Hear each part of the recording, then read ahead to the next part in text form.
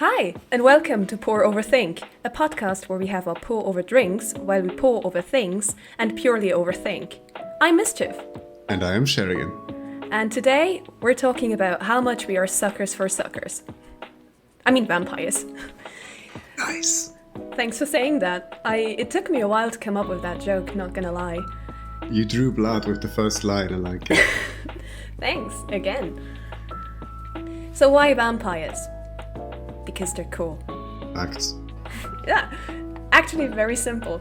And we both like them, we both like to talk about them, and we both like to play as them in other games. So it's like, why not also read about them? I like how you just low-key outed yourself as a vampire by saying you like to play them in other games. You heard it here first, audience. I am a vampire. Anyway, no, we picked Dracula as a book because people know that book. People know that guy. He's a vampire. Well, you know, Dracula is the quintessential vampire, I think. When people hear vampire, the first thing their mind goes to is Dracula or like some version of the vampire aristocrat that Dracula is, and so that's a very good starting point, I figure. And it's just interesting to kind of see what that all is about and what Dracula himself is about. I mean, also he looks cool. He does. Sometimes. He does. Sometimes. It's the cape. It's the hair sometimes. Not mutually exclusive, I agree. It depends. But yeah, I actually just thought it's a really nice thing because it's one of the more famous books and like more famous pieces of vampire lore that we have. Mm-hmm. And it shaped what we think a vampire is, basically, or like how they function. And for this, I kind of decided to look into vampire lore, like how did it come to be? What is it? Why do we like it? Or, well, why were people afraid of it? And then we can talk about the book, right? Sounds like a plan. So, did you know that during my research, I've learned that like vampires existed in many places, as in like the folklore of them, but they weren't actually called vampires. Because again, the idea of what they are and how they function existed in many different forms. But what I kind of want to look at today for a discussion with Dracula is the Western form of it, Western culture, focused on British culture, and how we kind of situate the vampire and what it has as its abilities. Funnily enough, the first book that I've read just said they're typed with other monsters and creatures and are often said to be horrible and dangerous. It's very simple. Very simple, but it's a start. Yeah, but they don't understand that also hot. If evil, why hot? Because. Right? Because. Evil because hot. I'm gonna wonder how I'm editing this to be like a good piece of work. The other thing that I wanted to say about a vampire is that like it's really hard to argue how they work because they kind of shifted throughout time, like they transgress with culture, and one of the main questions that we have today is like, what is a vampire supposed to be? Because if we look at today's lore, there's a lot to choose from. Like, we don't know, like, can you go out in the sun? Do you sparkle? Are you like an actual vampire? Are you immortal? How do you die? Did you die before? Were you ever a person? Can you shape into an animal? There are like so many different ways to like describe what vampires can do or can't do. I mean, it's also like, do they need to be asked to go indoors? Because yeah, I am a vampire. I'm not entering a house without invitation. Glad you like that one too. But to get to the origin of the word in Western culture, it kind of entered a historical record in 1725, and it was used during a second-hand account when an Australian military officer described how he saw Serbian soldiers stake their dead and saw them burn them as a means of preventing the dead from climbing out of their graves and attacking the living. So you already have this idea of the dead coming back alive to feast upon thee. And similar stories would then later also show up and become the figure of the New England vampire. Throughout the 18th and 19th centuries, people were suffering tuberculosis, right? And during that time, it was known as consumption. The reason for that name was because they believed that the dead were siphoning their life essence. And the dead in that case would be like a deceased spirit, often linked to the family. You don't take the life essence of someone you don't know, right? Like, it stays in the family. It's just the dead taking what they want, basically. Yeah, that would be rude, and plus my own totally deserves that. Exactly. You need to know who to pick to kill, I guess. Anyway, consumption didn't really have a cure back then, so people were trying to find means to, well, actually have this cure, a remedy or something. And since they believed into this New England vampire figure, they started to exhume their dead. Again, close family members that have recently died, they would exhume them and check their bodies to see if they were actually decaying. They were looking for signs that could indicate that they were still alive, or that they were like taking form, like nails growing, movements, or just if the body looked a bit too humane still. They would then say that that was the culprit, and thus the heart, liver and lungs were removed and burnt.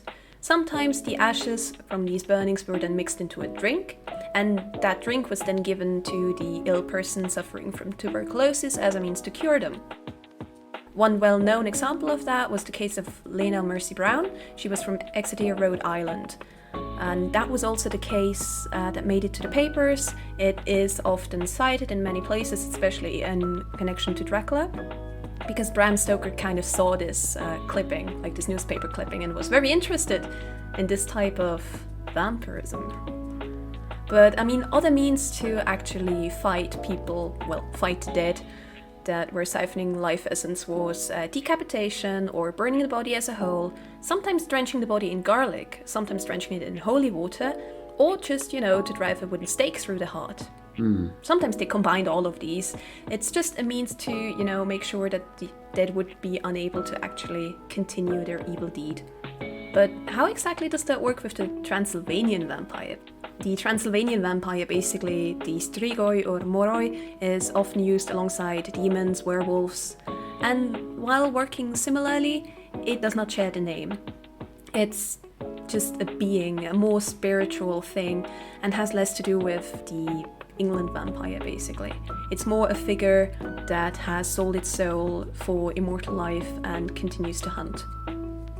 It's kind of weird to transition now to Vlad Tepes, but I mean, he kind of is the Romanian historical figure that was used to kind of make the Transylvanian vampire.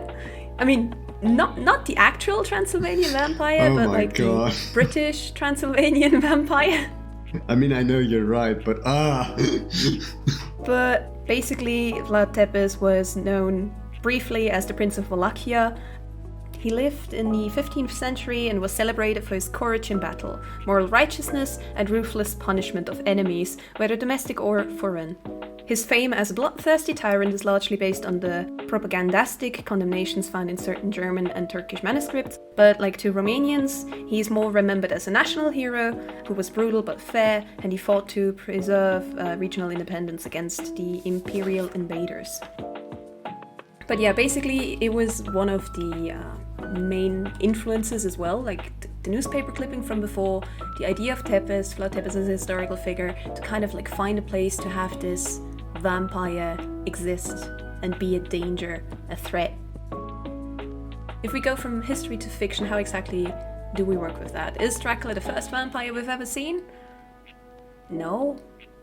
I mean, Dracula was one of the first novels, but not even that, and before that we had multiple short stories that were actually covering these kind of New England vampires and vampiric figures. Especially in short story format, they already existed in the early 19th century. One of the early ones was Bonnie the Vampire by James Malcolm Rymer, and it was basically a weekly serial that was published 1845 to 47. The early vampire had this dichotomy between the animalistic and the humane, very often leading towards an internal conflict where the people were struggling with their urges.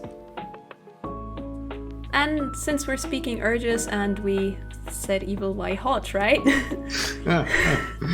Yeah, what's your connection there? What do you... I mean... Do you think that's like how we're externalizing it? Is that how the writers are projecting it? Just make the vampire hard so that the audience has to fight their urges while they're watching the show. Is that what they're doing? Not exactly, because I mentioned the struggle between the humane and the animalistic. Yes. And with this aggression and all that, there was also this form of lustfulness, like this idea, this need for a different type of satisfaction. Mm-hmm. So he's not only feared as a predator, but he's also a ravisher. And it kind of, like, this early story from the 19th century already started this idea that vampires are sexy. Are somehow alluring. Yes. Yeah. You also have that with Anne Rice's Interview with a Vampire and the whole series that she wrote, where it goes very much into this idea of the seductive vampire. Following Varney, we have Camilla, which was written by Joseph Sheridan Lefanu and published in 1871. The titular character was one of the first female vampires who was driven by bloodlust and her sexual desire toward her prey. And now we have Dracula, which was published in 1897, and it kind of plays with this form because it doesn't actually tell the story of a vampire from the vampire's perspective or going too deep into his psyche. It is just a loosely connected epistolary, taking newspaper clippings, diary entries, and just pieces of information. Dracula, the epistolary with information in it. You know? Yes. You know, the epistolary format, the format made of pieces of Pistols. information. Yes, not pistols. Though that would be interesting too. It's like it's like playing Russian roulette, but instead of just like 6 chambers, you have like 400 pages, and you don't know on which page the gun's gonna jump out and shoot you when you turn the page. Exactly. No, it's an epistolary. It takes from it tries to imitate other literary forms, again, the newspapers, the diaries, and it kind of tries to be technologically advanced, like going into these modernized things like phonographs and stencils and the cool shit. But yeah, imitating different forms, it mimics the idea of the New England vampire, is what I try to say, because it kind of goes into this mystery into this myth where it's like, what is happening? We have sightings, we have information, but we don't really understand what it's supposed to mean. It's kind of a puzzle to pull together, and it's fun. It is. And I mean, it kind of separates the vampire from us. Like, again, we don't have direct contact, we don't know, we just have witness accounts, and that's fun.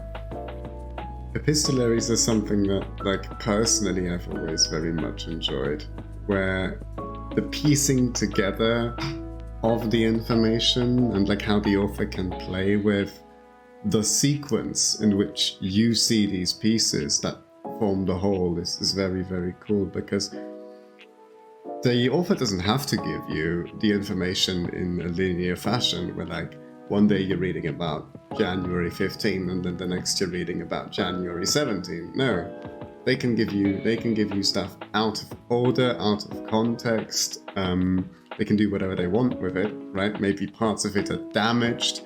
You can play with that so much and really involve the reader in, like, piecing this together as they go from one piece of information to another piece of information to try and figure out what's happening overall. And I think that's really, really cool and really suited to suspense and horror story.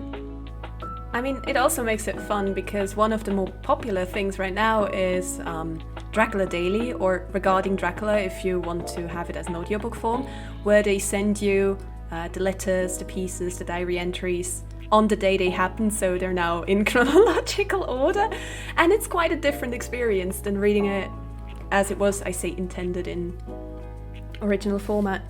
But yeah, my take on epistolaries, I don't like them that much. They work, they do the thing, but they're not they're sometimes hard to get through because I'm not always that interested in what they're offering me. Too much work, not enough time. No, but again, in Dracula it works, and it's an interesting concept, and it has a lot to give. And the fun thing is, with the dates that were given throughout like the years and stuff, and the indication of it, you can kind of work out which year it was meant to be happening in. It begins and ends in 1893. You can verify it by looking at the working notes and at the novel, because they have like the daily calendar, and you have like the train tables, you know? So you have it like very clearly there, and you can kind of like puzzle it out. I mean, I didn't learn that myself. I didn't read and thought, well, I know when this is taking place. But knowing that you can kind of backwards engineer it to learn that. That is neat. I thought it was cool. I realize I'm already talking way too much about the book, so I'm gonna move over to the book, right? Let's talk about it. Let's. And since I've been speaking for so long, like, what were your thoughts after rereading it?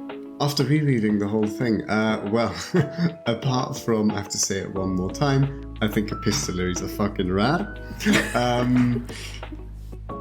I just like the feeling of suspense the book manages to give you.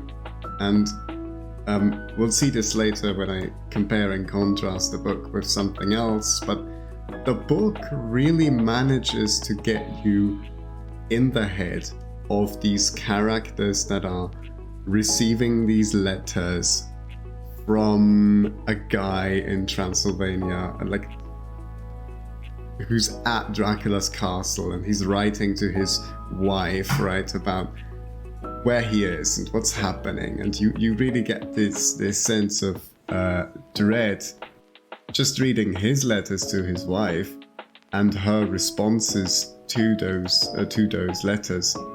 You really get this sense of dread of, oh my god, what is happening here? We don't understand exactly what's happening here. You feel the anxiety that the recipients of these letters and the writers of these entries are experiencing. And it just, because it's an epistolary, because you know this has been written down, whatever you're reading, whatever you're receiving, maybe weeks later, the weeks after it happened, it's already happened. There's nothing you can do about it. If something happens to the poor old guy who's visiting Dracula's castle way over in Transylvania, good luck doing anything about it when you're stuck thousands of kilometers away. And I think the book manages to convey that really well. I mean, you mentioned like the poor old guy, but like Jonathan is a young man. Yes, young very of fresh important. blood. Yes, not a literally poor old, more like poor young soul. Poor young soul. Poor unfortunate soul. No, we get copyrighted if we do that one. Like, Disney's not gonna let us go through with this podcast. No, I do agree. Jonathan's account was like very well done to set up suspense and was believable enough to kind of, like, he mistrusted it. He didn't think things were going well, but at the same time he didn't know how to handle it. Yeah. Poor man. And like Mina just keeping him going is like, yeah, they really were a bit of a power couple, weren't they? Adorable. And like when Jonathan first goes to Dracula, like before he even reaches the castle, right? All the locals are like, wait, you're going there? Why the heck would you do that? And, you know, rereading it in 2024, time traveler shit. Rereading it now, of course I know what the deal is and like why one shouldn't go to that castle, why it might be dangerous, right? But if you're like, back in the day, you've never heard about this whole deal, you don't know what a vampire is, you don't know who Dracula is, and all these villagers are giving the protagonist the, oh no, don't go there, take this cross for protection, have some garlic, have some of this. It's like, it builds that anxiety and that tension right from the start, and it keeps that tension up throughout the book when things change and when we change location in the book. That tension of, I do not know what's going to happen next and to whom. That tension is always there in the background, I feel, and that's something I really appreciate about the book in general. True that. And about the cross and like the townspeople, I mean, we can talk a lot about them, but what I think is very telling is that even though Jonathan himself doesn't really believe, he still takes the thing and thanks them. And it saved him when he was shaving and Dracula saw the blood. Yeah. Because he cut himself while shaving. Dracula came very close and he kind of threatened him. This foul bauble that ruined everything was then thrown out of a window. Just throw it away. Perfect. What to do with a mirror? Just throw it away. No, but Dracula stopped his movement because the cross was there. So, like, again, you have like this idea, even though you might not believe it, I feel like the fact that Jonathan still trusted people enough and wanted to be nice and go, if they are worried, I'm gonna do the thing to ease their worries. That's a good character moment for him. It is. He has a bit of a break later, because nobody knows where he is, right? Poor man, he's in a nunnery, getting married, doing all these things. But just the way they kind of introduce him as this poor soul, trying to do good and be nice and kind, even though he's a bit of an... I mean, he's British. So, like, he has his flaws, like we all know. The man is trying, is what I'm saying. He is. No, but actually, like, one of my favorite bits is just the introduction to Dracula's castle as well, because Jonathan was so through, and Dracula, who has been driving him there, just leaves him there to move around and open the door and welcome him in. It's such a good scene. It's essentially him, like, pretending not to be alone in this castle. And it's like, oh yes, I am a servant of the master, not by any means the master himself. And he just keeps that whole thing going. It's almost a little comical if the situation surrounding it wasn't so tense for Jonathan. And I mean, again, the speech at the castle, it's so good. The welcome to my home, enter freely and of your own will. This man knows that his food will not leave. It's like, come on, be friendly, be nice. Because Jonathan didn't enter because he was still so confused and unsure what to do. Dracula just repeats it, goes, welcome to my house, come freely, go safely, and leave something of the happiness you bring. It's like, okay. Like your blood. It's intense. I mean, in the book, we don't know if he was ever bitten. We don't know that. I assume so. I know why Stoker didn't write it, but I know it existed. Wait, if who was bitten? I mean, Jonathan. Jonathan? Yeah. Can we not assume, based on what happens, that he wasn't bitten? Shouldn't he, if he had been, shouldn't he have turned over the course of... I say it's questionable. I mean, like, it's not clear. But you have Dracula carrying an unconscious Jonathan back to his bed and undressing him. Just saying. Fair. I mean, again, it doesn't have to mean anything. It's just, it has been discussed in many papers how, like, things work. And again, the queering of the vampire is a very common topic because a sucker, Thoughts swallow through and through. And it's a fascinating thing because, again, most lustful vampires, they don't really care about the gender that they take the blood from, at least in modern times. In Dracula, it's mostly like women were bitten, and the children that were bitten were not taken by Dracula. But again, you have the whole crew of the Demeter, but they were just food. I mean, yeah, harvest, right? Yes, so I assume that Jonathan could have been bitten just because he was not meant to actually leave the place. And since Dracula made a claim on him again while his wives were there and going, no, this man is mine. Right. I would say the assumption that Dracula might have taken a sip, it would have made sense. Or that had been his plan anyway. True. Like, we don't know. At the very least, yeah, him staking the claim is like quite literally a clear marker that, that's probably what he was going to do with him, because I don't think he really just wanted to keep the real estate agent for, his real estate skills at the end of the day. Or like his knowledge about train schedules. Yes. No, but I mean, that's all about being there at the castle. But I mean, there's a lot more to talk about. What do you have in mind? Oh, I have so many things in mind. I mean, we can talk characters that aren't just Jonathan or Dracula. I mean, I can talk about the Demeter in general. Like this, it's a very interesting thing because the whole scene is only the log that we have, like the captain's log, I think. We have the captain's log of the Demeter, yeah. Which maybe we should provide like a little bit of context. What the Demeter is and why it's important. I mean, a movie came out about it just recently. Okay, yeah, fair. But it is basically the final voyage of the crew of the Demeter because they are carrying Dracula and, well, the coffin and I think, the 50 coffins that he has with his soil. Yes. That he needs. Soil. Yes, soil of natural land to actually be able to go somewhere and sleep. He carries that with, and they are carrying it to England because he bought a house and he talked to Jonathan about it to make sure everything is fine. And, well, now they are on this voyage to go to London, I think? Yeah, London. Right?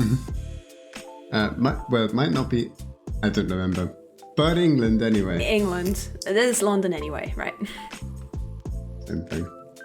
And during this voyage, well, Dracula gets hungry and like a man's gotta eat.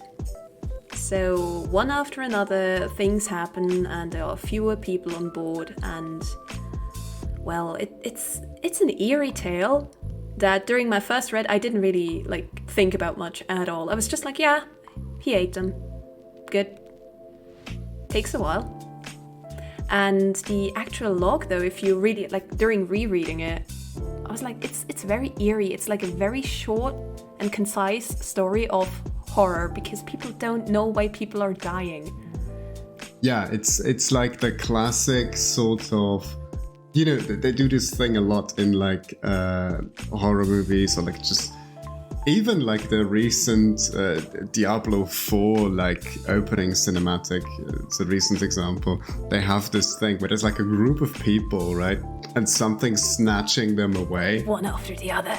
Often literally like snatching them off screen and you don't see what's doing the snatching. It's just like whoop and they're gone. Maybe a scream and whoop, another one's gone. And yeah, just the tension of that realization that like whoops, another one is just gone. And it's quite common, but it's very effective. Another one bites the dust. Here's another copyright strike. I was trying so hard not to do it. I mean, if you can have one, I can also have one. We can share. Slay, queen! No, but like actually, like again, rereading those few pages, this time it really worked. The first time it didn't, but I think it might just be me and epistolaries because, as I mentioned before, I sometimes struggle with them. Because I just go through them and I'm like, yeah, sure, whatever, I get it. Where's the vampire? Like, now the vampire's doing things, but yeah, sure, whatever. And I like horror, I like my suspense, and I reread this and I'm like, how did I not pick up on this? How cool and interesting and horrible all of this is. Why did it take me so long? And I would just say, age, I guess. I was too young when I read it. No, actually, I quite like that sequence, and also like the way the ship arrives in town, and like the aftermath of that, when the ship essentially crashes into port and like everybody sees it happening in advance and nobody knows what's happening, and you read about it through this newspaper article that's published afterwards, right? Mm-hmm. And it's so well done.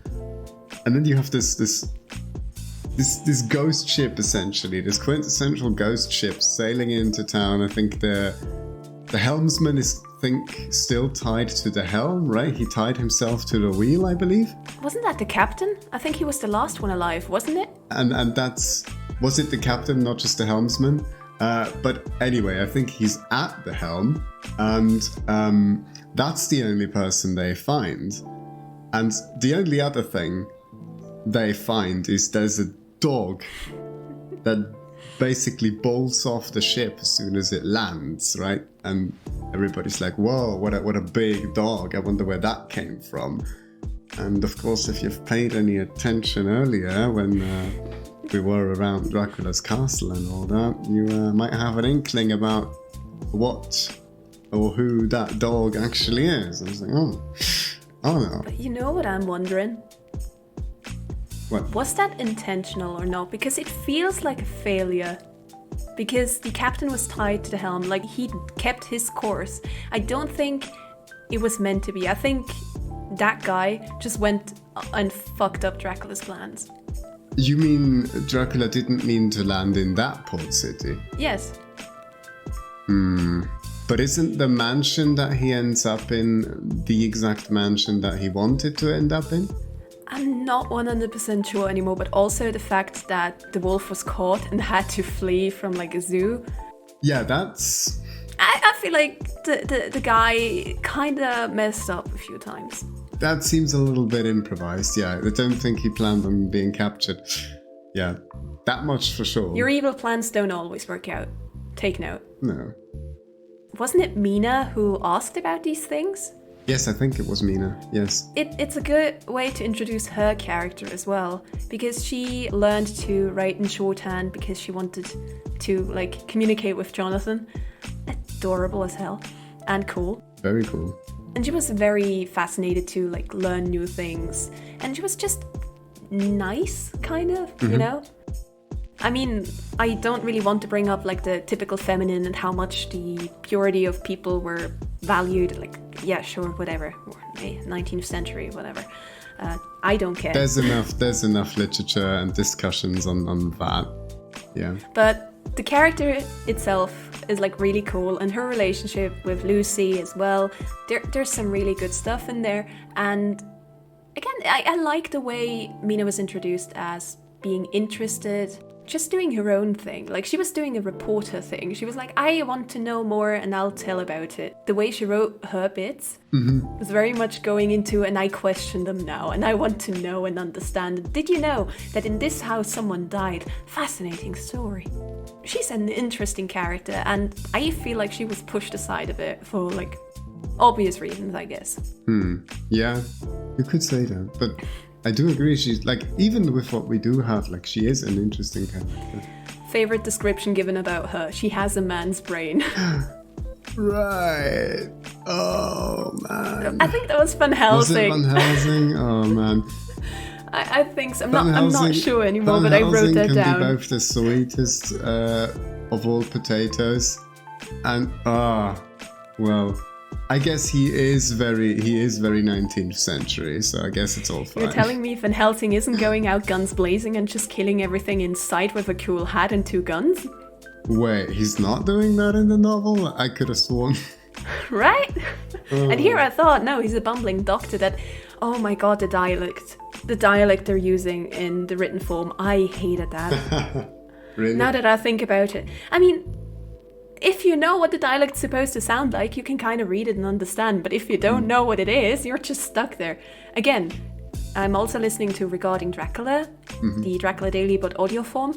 The fact that they're actually speaking like this, I can finally understand what they're saying. It's a bit much sometimes for people that haven't read the book. And for people that have read it. It's like a Shakespeare play. Sorry. It's fine. It's like a Shakespeare play. In what way? In that It only starts clicking once you actually see and hear it performed. Fair. Like, it's much easier to get when you're actually at a performance and you're actually seeing the actors and hearing the words, as opposed to just reading them on the page. Fair. So, yeah. Good point. No, but overall it works out. But Van Helsing as the character is very interesting. Not just because of the ways that he's now interpreted as, but just he's there as a doctor. And he just knows things, you know. Mm-hmm. And it's like, he doesn't state them because he's very much aware that people that have not seen the supernatural will not believe him. Mm-hmm. That awareness is key, I think, to his character. And I like the few glimpses that we get where he's like, you know, these are kind of two sides of the same coin. And like, the science just isn't there yet. And like, you know, when he grapples with the seeming contradiction of, but you're a doctor, you're a scientist, and yet you believe in things like vampires and whatnot.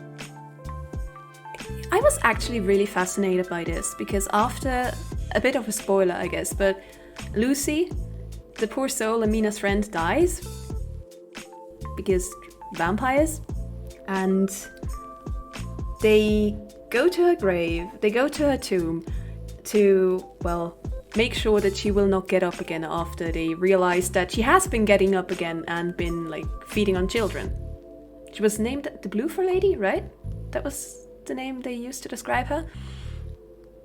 And, yeah, there was this scene, and Van Helsing, like, he went there once to showcase to Jack Seward that, yes, this is the case, she's a vampire. They went again as a group to again show she's not here, she's a vampire. And then they go to actually, may you allow me to decapitate your potential wife, your future wife that sadly died, and, you know, do the thing I'm supposed to do to make sure that this is not happening again. Or do you want to do it? You should be doing it. You care about your love. And it's such a moment. It was really, it was intense, but at the same time I was looking at that and like going, was that a thing? Like, again. And as you've heard before, yes, it was. Like, so many things that people say we should be doing about vampires is very weirdly based in this New England vampire law of how to deal with people that siphon your life essence. Yeah. And it was fascinating because, again, in a way, that would be science. It wouldn't be the supernatural at all. It's the science. It's the cure, right? No, it's science. Yeah. And exactly. It's fascinating. Oh my god! Considering science, how often are you just going, no, this is not how blood transfusion would work? Oh my god! Yes. So God. Just to make sure we're on the same page here, there's a number of occasions where they do blood transfusions in the book, and if you have any clue at all about blood type compatibility and all that, it's something. Do not recommend the read to medical professionals unless you're just here for the laugh about 19th century medical knowledge. I mean, actually pre. But like, oh my god. Yeah, no, it's a lot. I went, no, that's not how that works a lot of times. But even then, like, I have to say the scenes themselves I enjoyed. Again, because Van Helsing did his thing and he was so caring, you know, as a doctor. And they get to the point where they donate blood. They donate so much blood, they essentially, like, they run the risk of killing themselves just to save the patient, all while not realizing that that blood is just gonna get siphoned off by Dracula some hours later into the night. And it's just like, it's so painful. Honestly, Lucy, Jack, Arthur, and Quincy, polycule of the century if it had worked out, you know? Yeah. Like, the potential was there. Yeah, and like, they have a great relationship to each other. considering they were suitors, they were rival suitors, and like they are very good friends. Yeah, they were rival suitors, and like all they care about, like they're literally being absolute gigachads about this. They're like, okay, you got her, that's cool, just make sure she's happy. I'll do what I can to keep you both happy because I like you both. And it's so nice. It's so wholesome to see, and like I kind of miss that sometimes in modern fiction that treads this kind of ground, because damn, that's the dream right there. At least, you know, I think that's pretty cool. It's very mature of all of them, and it just shows how much they genuinely care about each other rather than caring to win a certain person, right? True. That's just nice. And I mean, I was about to say, it's very fascinating because I complained before about the way that Mina was described as having a man's brain and like the whole thing with gender stuff. But at the same time, you have the men like showcase so many emotions. There are moments where it's like, no, men only show them to women, or like, you know, they're still very, you can't show it in public basically. But because there's so often so many private moments, you have like men cry, you have men have emotions, and you have Van Helsing and other people say it's fine that you're having these emotions, it's fine that you're sad, it's fine, like let it out, okay, but I'm gonna leave you alone now because I'm not supposed to witness it. But like they very clearly state that it's okay to have these emotions, and I mean that's very interesting, and I think it's very nice. The more I think about it, the more I'm like, guys, actually read Dracula, for this is how you deal with terrible, terrible emotions, and how you are a good friend to people you care about. I mean that. This book does it well. It has the heart, you know? Not for the work itself, but like, it shows, you know, we can have men with emotions, and people who talk about their feelings, and we can let go of grudges and take care of each other, and all of that in such a bleak setting, you know, where it's like, oh no, vampires coming to kill us all. But it's just, Stoker did it well. Yeah. You have like a lot of like manners that are shown. Again, we talked about politeness or what to do in public or private, but you also have this, if you can't go in because you don't really know the people, you just go to the mad guy living in the same house to his window and say, well, could you please tell me that I can go in, and it'll work. Well, yeah. Ask Renfield. What do you mean mad? He's perfectly sane. Oh, it's great. I mean, it wasn't my best transition, but I do want to talk about Renfield as well. And he's living in the same house, the madhouse, Zord's house. Alright, let's talk Renfield. He's a great character. Do you want to set the scene, or do we just go straight into, my god, what a dude? Generally, the issue was that Renfield was a patient of Seward's that behaved normal, but also not, depending on days. It was like a very weird thing that he did. And he had a fascination with, well, I say predator and prey. Which was also, I mean, Seward was very interested in like his behavior, and Renfield just goes, okay, may I have a thing to trap flies? And then when there were too many flies, he goes, may I have a thing to trap spiders, so that the spiders could then, you know, I mean, he had the flies to get the spiders, and then he wanted a cat. Yeah. I think he had birds first. There were spiders, in between. Spiders, and then the birds. And there's birds, I think. And he wanted a cat. But he basically went up this chain of, I say command, but like one eats the other. Of predators. Like of animals, like where one predator eats the thing below. I mean, he speaks very normal when he's talking to Seward most of the time. And he doesn't seem mad, but there's this weirdness to it all. And later, it becomes evident that, well, he has been in contact with Dracula, and Dracula kind of promised him this idea of immortality as like the predator of them all, right? So there's this thing. So you have a guy that was looking, that was already quite old, that was looking for a way to prolong his own life, and he meets the predator above them all. And he's fascinated by it and wants to be like that too. And he believed that if he started with the catching flies, catching the other predators, and also consuming them, which I don't want to think about too much, but also consuming them, he would get enough powers to then also prolong his own life and basically be in a sane vein. But he falls prey to, well, Dracula's charms and ideas, right? And since he is living in the madhouse, in Seward's house, at a later point in time, when Dracula tries to enter the house to, well, do his own bit of, I say, eavesdropping and ruining their plans, he just goes to Renfield and asks him to let him in, because, again, to enter a house he needs to have an invitation, but Renfield is able to give him that. It's fascinating. And I mean, it's just using the man, but... It is just using the man. In a way where, like, the man doesn't even realize really he's used. I mean, he does call Dracula master, but, you know, he doesn't mind because of this promise he's been given. And, like, he's so fascinated by blood as this medium of ascension, right? As this thing to accumulate, as this life essence.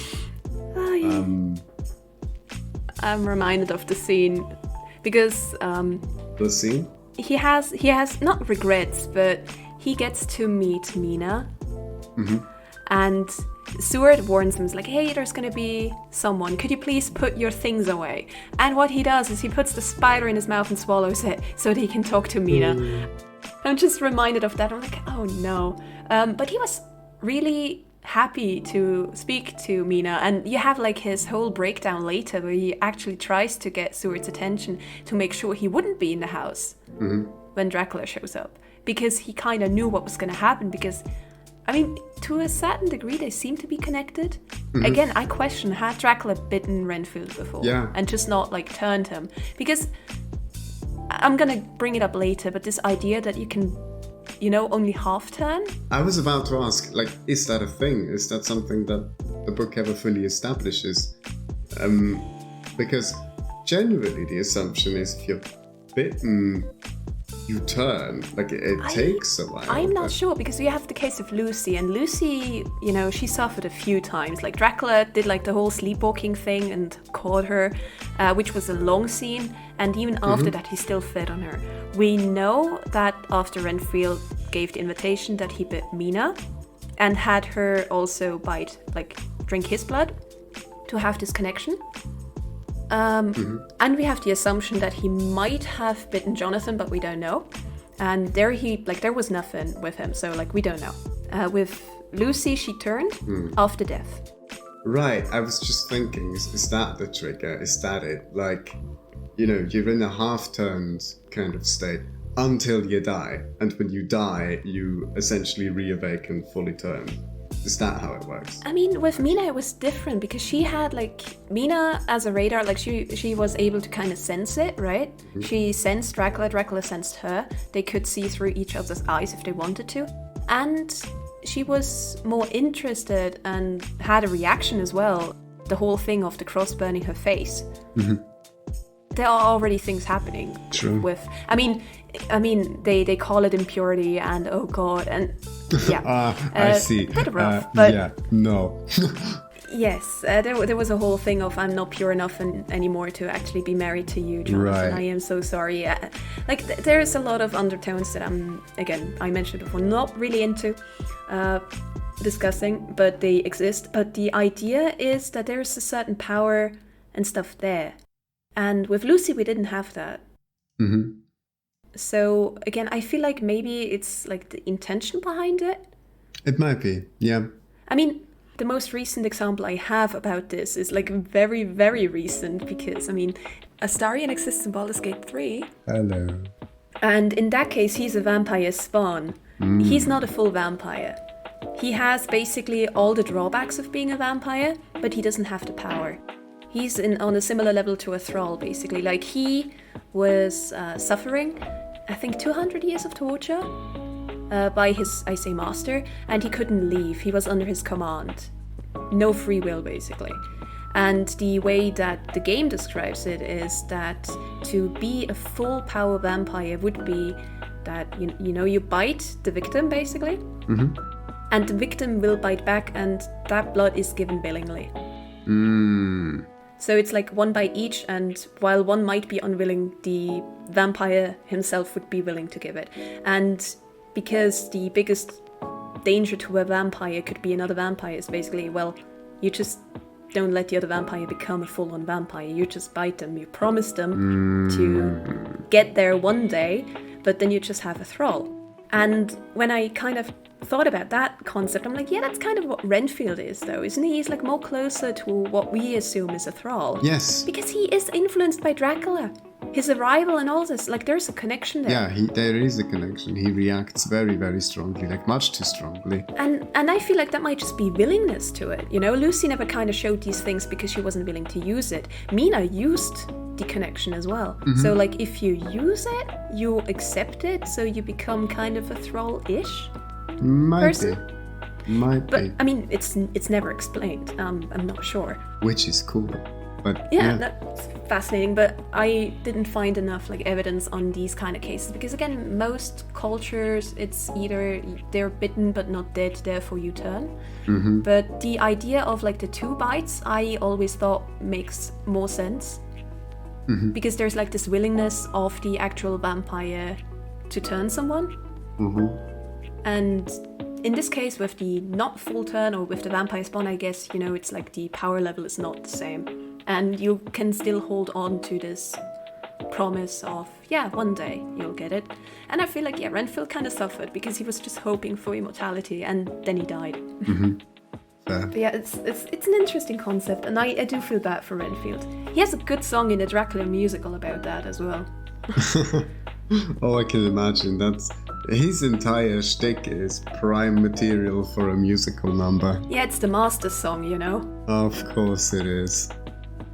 Nice. One of my favorite lines is I always know what he's drinking and from whom. I mean, he also says thinking, but And then it's also I know where to send the reef. Oh, that's good. But he does mention, it's basically his conversation to Seward and Mina in song form a bit. I recommend it. It's a good one. All right. Yeah, I should check that out then. Apologies for bringing up modern stuff all the time now. No. It's good. Do we want to move on to the other modern stuff? Yeah. That we wanted to talk about? Or do you have some more thoughts on the book that you'd like to discuss, share? I mean, the ending was a bit of a letdown. The ending was a bit of a letdown. Yes. You could say that. I absolutely love the idea because the whole we follow Dracula back and we have the power and we have the Mina radar that is able to actually pinpoint location through a certain amount of guesswork. Yeah. Works kind of. And this whole idea of, we don't know exactly, so you're going there, we're going there, and we're gonna meet him. The whole thing is so anticlimactic because they get him and they kill him and it's well, the sun hasn't gone down, so we're fine. There is nothing to worry about. And it's just this, if they were too late, it would have been too late. But it was so short. It was, but After that build-up, I was just hoping we would have more. But I guess that's the separation from the vampire. We don't really know much about Dracula at all. No. We know what he did, and we know what he did when Jonathan was there due to his diary. But everything in between is just kind of guesswork. Because he doesn't really show up. No, he doesn't. And that's part of what makes him actually bloody scary in this book, right? The fact that he doesn't show up. He just leaves traces in the people he bites, in what the people he bit do. And it's just, he's this lingering presence that everybody tells you is a threat, and that is a threat from the opening chapters with Jonathan, but he doesn't even have to be on the page in a scene to dictate most of the plot. That's just how scary this guy is. True. And I think, not to open that whole can of worms, but it's kind of, to me, it's kind of similar to people saying Lovecraftian horror, for instance, doesn't work visually because the idea is the threat is the unknown and the unknowable, right? That's what's scary. As soon as you try to capture it visually, it ends up so much less scary than it could be in your imagination now that it has a definite form. And I think Dracula's presence in this book is a similar case, you know? Like, the Count persona he presents to Jonathan in the beginning is manageable. The actual cornered vampire is manageable. But like, the threat, the machinations, the looming presence, that's the thing that inspires dread in the character and in the reader. And yeah. But in the end, he didn't do much. No, in the end, he didn't really do much. Again, fascinating person, and I like the potential is there, and you know he had the power. But considering the many messes that he got into while in London, it's just he doesn't seem that capable sometimes because he ran in the end. True. Like that's the issue. That's true. Because I mean, he thought he had the upper hand, but like the Mina radar exists. Like Mina bitten, he thought he's able to use her, but in the end, she just used that to her advantage. Mm-hmm. And it's fascinating. And I mean, there are many of these points where I'm just like, even though Dracula kind of managed things, he really didn't. And like Mina was like, let's pity the Count. Like she felt bad for him and the things he had to go through. And I'm just like, that's not the way we look at Dracula today. Not at all. Like this is such a different way to look at the vampire because like Dracula, after his trip, like after he left Transylvania basically, after he left his castle, he seems to be in a mess all the time. He is cunning and he does the things, but it's always a bit messy in comparison to his like full power that he had in his home country. It does make sense. Like it makes sense in the context of, you know, him having to ask Jonathan, hey, how do things work? You know, back in England, how can I pass for a native or at least somebody who knows what they're doing? It fits that, doesn't it? It really does. It fits that because he is, in a sense, out of this world. And so he does need that sort of guidance. It would make sense that in a... When exactly does the book take place, actually? I mean, it was 1893. But yeah, like, we're definitely, like, post-industrialization, and, like, in that technologically complex world where, you know, there is a lot of paperwork as well that he has to go through to even make it to England, right? And all of that. If you're a vampire and you just want so desperately to suck, there I said it. He did. You do not have time. You do not have time for all this bureaucratic nonsense. You don't want to sign papers. You want to go out there and have a drink. In Jonathan's clothes. Exactly. Because he stole them, just to give some context to it. You got to look like a Londoner to be in London. So, you know. When in London? Do as they do. Oh. But yeah. Exactly. To kind of move on, because you were right, we probably should be moving on to other topics. I just kind of want to talk about the, follow-up to Dracula, right? Everyone knows it. Everybody knows the book, or at least we think we do, or we think we know what's going on. And there's this funny little thing that happened to Dracula. Basically, the character is adapted, but the book really isn't anymore. It's like this estrangement, like the reincarnation of Dracula is very much removed from his original source. We mentioned it before. In the book, we don't really see the man. We don't see much of him, and we don't see how he works or his psyche or what is his motivation. We just have this secondhand account. And many modern adaptations, they just have the character, Sometimes he says, yeah, the story that was told is the same, or sometimes he says the story was exaggerated and it was not like this. Like, Jonathan really didn't know what he was writing, like, what an idiot. But like, there are many ways of the Dracula myth and how he changed as a character, because he is given a lot more in these newer works. And I mean, it's textual estrangement because he's not doing what he was doing in the book. He's not going to London, he's not going anywhere else.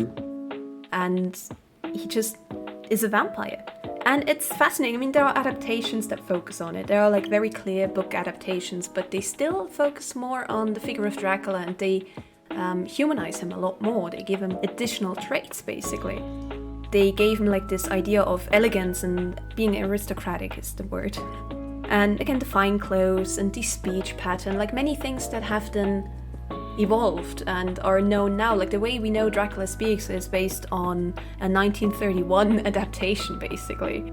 There are many things that just happened through adaptations, things that we assume has always been there, hasn't. And other things have gone.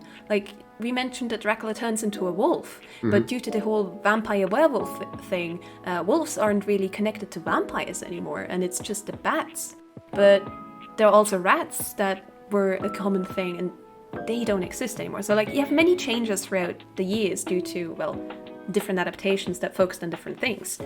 But another fascinating thing is that Dracula basically works everywhere because he's so removed from his own story.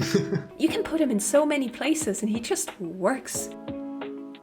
What I'm currently like talking about is what I read in the book that I absolutely adore. It's Gothic Afterlives.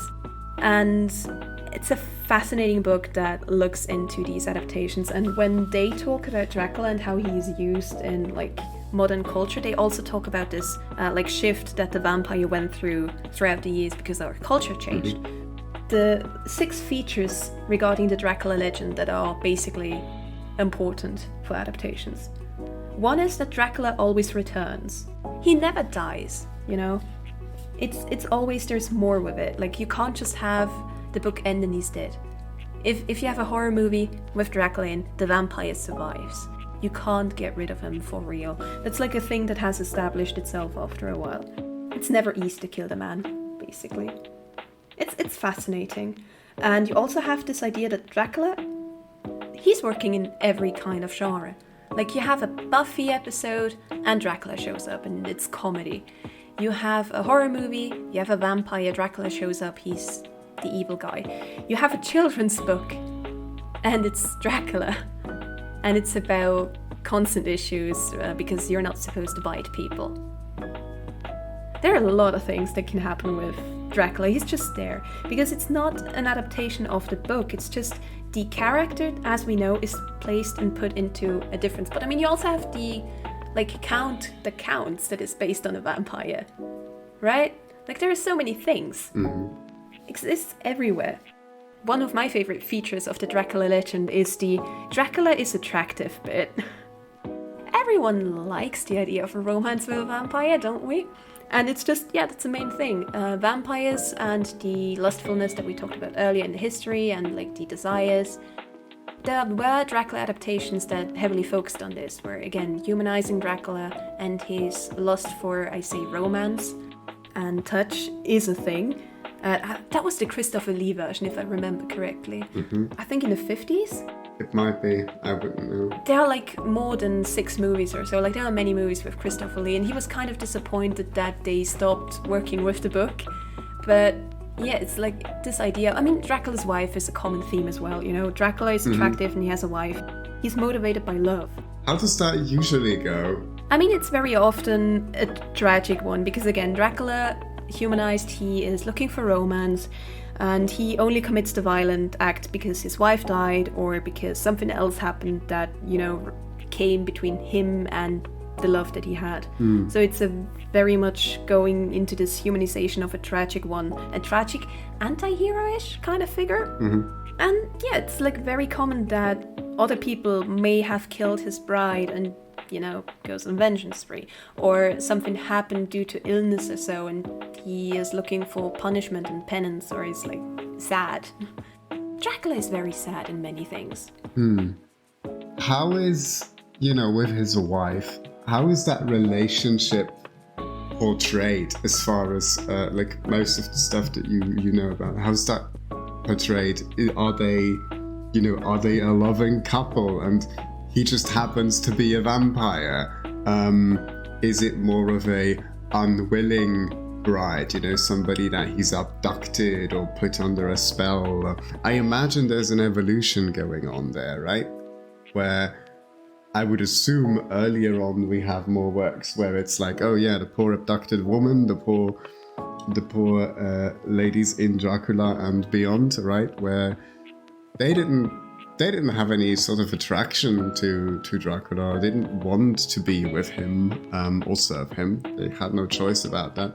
I imagine that changes over time, but like, yeah, essentially that's the question. How does that change over time? How is it portrayed?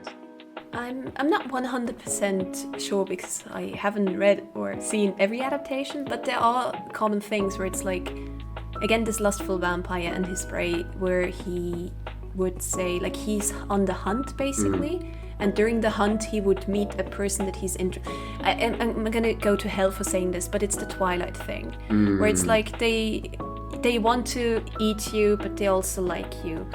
And unlike Twilight, in that case, the woman would then not be happy with it. Would not be thrilled about that prospect, yes. So it would be more of a Stalker vibe, basically. So it's the vampire is the predator in this case, the unwanted predator. We keep the predator vibe going.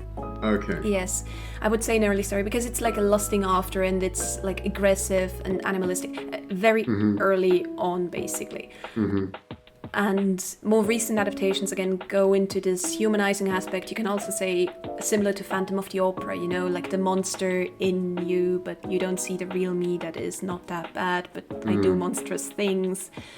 It's questionable at best, I would say. And then you have like the very clear stories where it's already established. No, Dracula had a wife. I'm not sure. Sometimes she's a vampire, sometimes she isn't, or how they met. But you have like this idea, this figure that has been basically stabilizing him. And making sure that he's not falling for his more, I say, monstrous side. So you have like this kindness in there. And with the wife basically ripped away in some sort or form or anything, would then lead to, well, now we're on vengeance. So like this is kind of a thing. So like motivated by love can mean both things. It's not just a wife. It could be predatory, it could be evil, it could be monstrous, but it can also be basically vengeance and tragic. And in the more modern times, it is more tied to like a tragic story. Like Dracula has suffered because whoever he liked has died tragically. He's dead. Yeah. Yeah. I mean, you also have this idea of Dracula as a historical figure. In this case, we're not just talking about him being Vlad, but also just Dracula existing already, like again the Buffy episode where it's like, I am Dracula, the Dracula as well, but the story that you've heard, a bit iffy. Something like that. So like this is a very common thing. So that they don't disregard the book as a whole, but they still don't write themselves in a corner because yes, Dracula was real, but they said I need an invitation. No, I don't. They say I can turn into a bat. Well, yeah, true, but I can also turn into, he can also turn into mist in the book. There are many things that he can do or can't do, and they can just kind of... They can play with that. The book was inaccurate, basically. And there's enough room because it's based on so many folkloric myths and stuff. Exactly. And again, you have Dracula often comment on it. That's another thing that you have in these kind of media types, like in more modern stuff, where again, Dracula very clearly states, this is not exactly what he thought he was. So you have like this idea. Basically, the way the book described it was that Dracula has become a free agent because he's just a figure that can be used when it is needed. He's not tied to his book, he's not tied to a specific type, he's not tied to a specific power set. Like Dracula can do a lot of things. But yeah, I wanted to talk about Nosferatu, the very early adaptation of Dracula, but it's an unofficial one because they never got the rights to actually, adapt the book.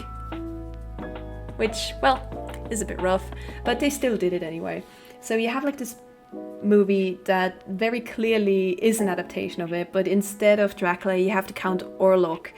And it's a German movie.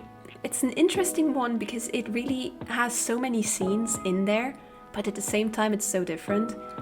Orlok is a lot more, like I said Dracula was incapable before, but like Orlok is worse. He doesn't get anything done. Like even his castle, like you clearly know this guy is evil when Jonathan arrived and you see the Count. The Count is a bit weird and old looking, but overall is fine. In Nosferatu, you have a Nosferatu looking at you, and if you know vampire lore as we know it now, Nosferatu are the ugly vampires. Because the look of Nosferatu is, we know it, but he looked like that from the get-go. And like, if you see a guy like that, I mean, that's kind of mean to say, but people would be scared. It's kind of like it's a bit of a giveaway, my dude.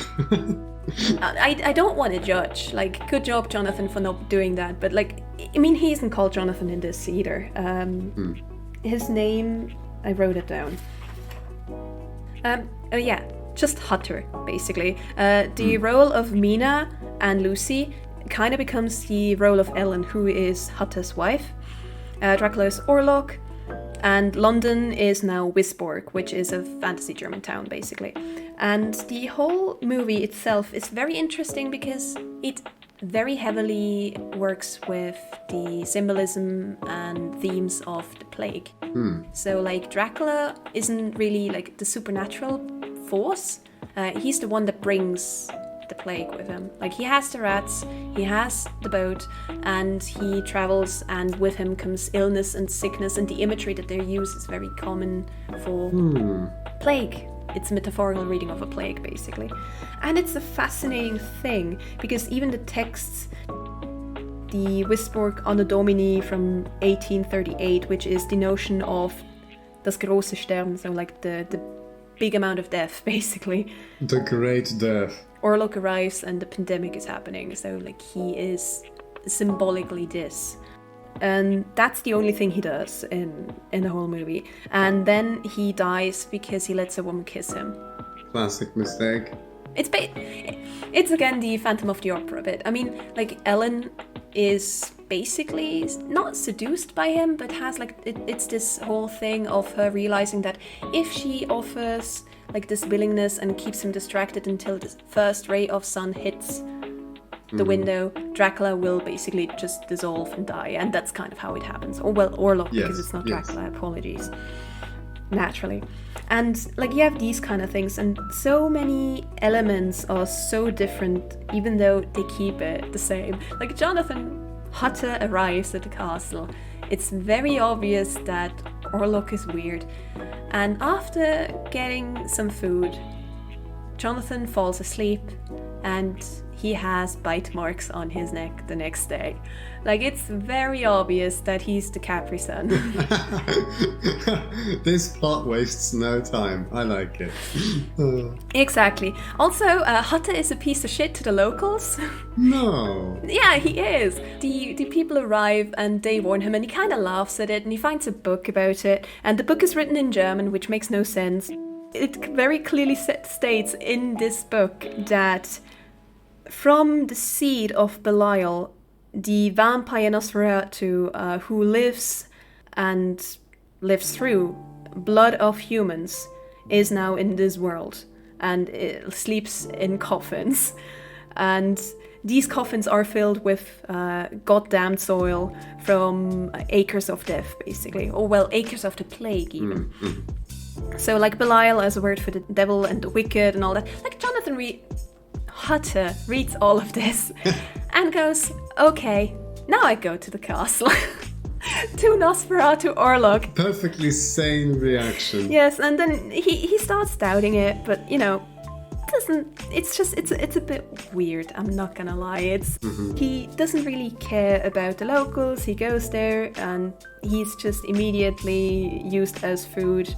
And the poor guy is just very confused most of the time. And again, because he didn't listen to the locals and he didn't have to cross. They wanted to give him protection against Dracula and like the other guy.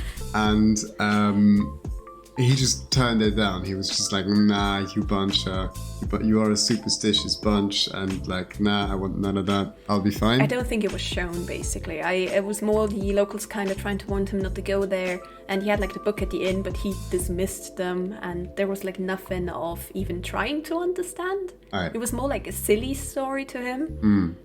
And even, I was about to say, the only time Orlok would have probably killed him at the castle was interrupted because he has a psychic connection to Ellen already, which made no sense because Ellen had like night terrors and was sleepwalking, and somehow this connection to both Hutte and Orlok being there was kind of like, oh, I guess I'm not bothering him now, and he leaves again, which is where like one of the more famous stills from the movie comes from as well, him at the doorway. Yeah. It's a weird one. There are a lot of things that I'm not so happy with. It's a fun adaptation and it's a good movie. Absolutely recommend it, but at the same time, it doesn't get the story through that well. I mean, it tries because it's also a silent movie, but it's missing bits that I thought were fun, even like implied. But it's also still a very good movie, and the imagery is really good. The actors do a great job at that time. But again, it's like I was so sad that Hutte was just so mean, and it's just, again, Jonathan's a sweetheart and Hutte just isn't. Lucy doesn't exist, but she's kind of Ellen, but Ellen's also meaner. They kind of merged into one. Yes, Van Helsing doesn't really exist or anything, like the whole hunting bit isn't really there. And it's more of a, oh no, everyone's dying and what are we gonna do? And they find another book that kind of goes again with, oh, if he's distracted by the true purity of a woman and he will be there until sunlight, he will then die. That's kind of... Honestly, that's kind of lame. Exactly. I mean, again, they don't have much time and they need to go through it quite quickly. But at the same time, I feel like there are bits that are missing. And I mean, there are some really cool things in the movie itself that are done through it, like many special effects and so on are like introduced through this movie. Like historically speaking, this movie is a good movie, it's worth watching. It has so many things that are just fascinating to look at, and the way they've played it, it's really good. But again, if you look at it as an adaptation, Orlok is a bumbling fool to like most of the time. The plague is happening and Hutte and Ellen exist. And it's just, there's like a lot missing. Yeah. And I'm kind of saddened by it. It's okay, but it's just not the same. You also don't have the Count climbing lizard fashion. I mean, that would have been funny, especially back in the day. With just... Yes. Renfield is just there, and he might be Hutte's boss, so there would be a connection there. I'm not 100% sure if it was the same actor, but like he gives Hutte the job offer, he sends him away, and then later in the madhouse, always when something is happening, including Orlok, you have a quick shot of the Renfield equivalent guy just acting up. Okay, but like... And he is in a madhouse still. Yes. He's not like also at the castle or something. Yes. Okay. The Demeter scene is really good still. Like the whole crew fell ill, like there's a bit of the logbook and you kind of have this shot of one sick person. They don't have the blood anymore, they're just ill, they don't have anything. Yep. Again, metaphorical plague or like very clear pandemic, so like the illness after being drained, you're ill, is interesting. So like there are really good pieces in there, an interesting one. The whole source of power thing with the soil is still there. So like again, there are lots of elements that exist, but the story itself is very changed and the characters don't really reflect who they were. But then again, this is not an official adaptation, but it's very clearly an adaptation. It's clearly inspired. It's what we'd call inspired by, right? Yes. So it's really interesting. And I mean, again, it kind of fueled my whole idea of is Jonathan bitten or not, because you have like Hutte so clearly being fed on that I just thought it was funny that we don't know. It's great. It's a good movie, but it doesn't really do much to say about Dracula. It kind of depicted what we now see as a Nosferatu, like the very specific type of vampire, the one that isn't attractive, the one that doesn't really see the sunlight, because some people can, some people can't. If you play Vampire Masquerade, you have like multiple vampire types, and the Nosferatu are the ones living in the sewers because they can't go out, while others can. Amazing job on the costuming, but isn't what is typical vampire anymore. Like, Nosferatu made its own little bit in the vampire lore, but it's not the main part of it. It's not Dracula. Orlok never got to that point, basically. But, I mean, we do have some attractive Draculas, right? Occasionally they do happen. So I've heard. With long flowing hair and strong cheekbones and, you know, all that kind of stuff, and regal demeanor. Yes, I've heard they do happen. I wanted to ask you, when you said Nosferatu kind of brings the plague, right? Yes. Is it like, does he like have the rats in tow and he just lets them loose? Basically. Like, why? What's his motivation for doing that? Because surely that does not get him more food, does it? I don't know. Dead blood doesn't keep well. As weird as that sounds. It's a visual. I think it has to do with like the association between plague and rats in general. So that you have it as an like additional signifier of the evil. I mean, he's evil. Sorry about saying that rats. Ratatouille didn't exist back then, but like the idea that all rats are evil and the ones that bring the plague, it's their fault. And with Orlok bringing those rats as well, you have like this mixture between, I say, the supernatural reasons behind a horrible pandemic and the, well, more scientific variant, if you want to kind of squint at it, but I don't know why else they have it. Yeah. Do you think that's kind of why? Do you think this might be one of the reasons, at least, why the Nosferatu in modern adaptations do live in the sewers? You know, because we have this association again, sewer rats, right? They are what carry the disease. Do you think that might be the primary inspiration behind that? I actually haven't thought about this at all, but like that's a very good point. Didn't think about it. To me, that would just make sense thematically, right? And it is also very distinct from the more regal, the more handsome, the more aristocratic kind of vampire who, does not spread the plague, just good old civilized terror. I mean, I didn't say it before with the plague as well, but the movie was made after the Spanish flu epidemic, so like it very heavily ties into historical context there. All right.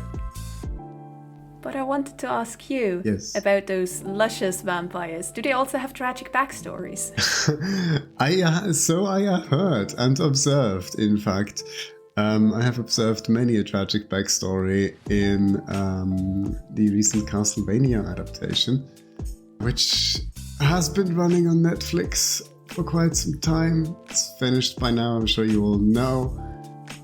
Terrific little adaptation that I've watched in preparation for this podcast, at least the first 2 seasons. So before I go into any of that, spoiler warning for the first 2 seasons of Netflix's Castlevania. Yeah. So it's interesting because it's so different. It's so different from what you just discussed with Nosferatu and like the hideous sewer dweller. Here in this modern adaptation, we definitely have a regal, strong, ruggedly handsome kind of vampire who's leading the charge. And I should mention that the series isn't an adaptation of Dracula's story or anything like that. It is, for the uninitiated, an adaptation of a video game series of the same name, where you play a variety of vampire hunters with the task usually to find and slay Dracula in some fashion. And the Netflix series takes heavy inspiration from the third game. Well, I don't know if it's the third game, but it's Castlevania 3. Takes heavy inspiration from that in terms of the characters and the overall plot of the game. So if you want to check the inspiration behind that out, that would be the game. The Castlevania subreddit says don't play that one first if you haven't played a Castlevania game yet, because the difficulty is brutal, but if you do not mind, knock yourselves out. Right. And with that, I want to talk about how Castlevania as a show opens. Because all we get is a vague location, Wallachia, part of today's Romania, and 1455. So we know we're in the 1500s. And essentially, we see a woman knocking on the door of an absolutely humongous castle. And eventually, she's let in.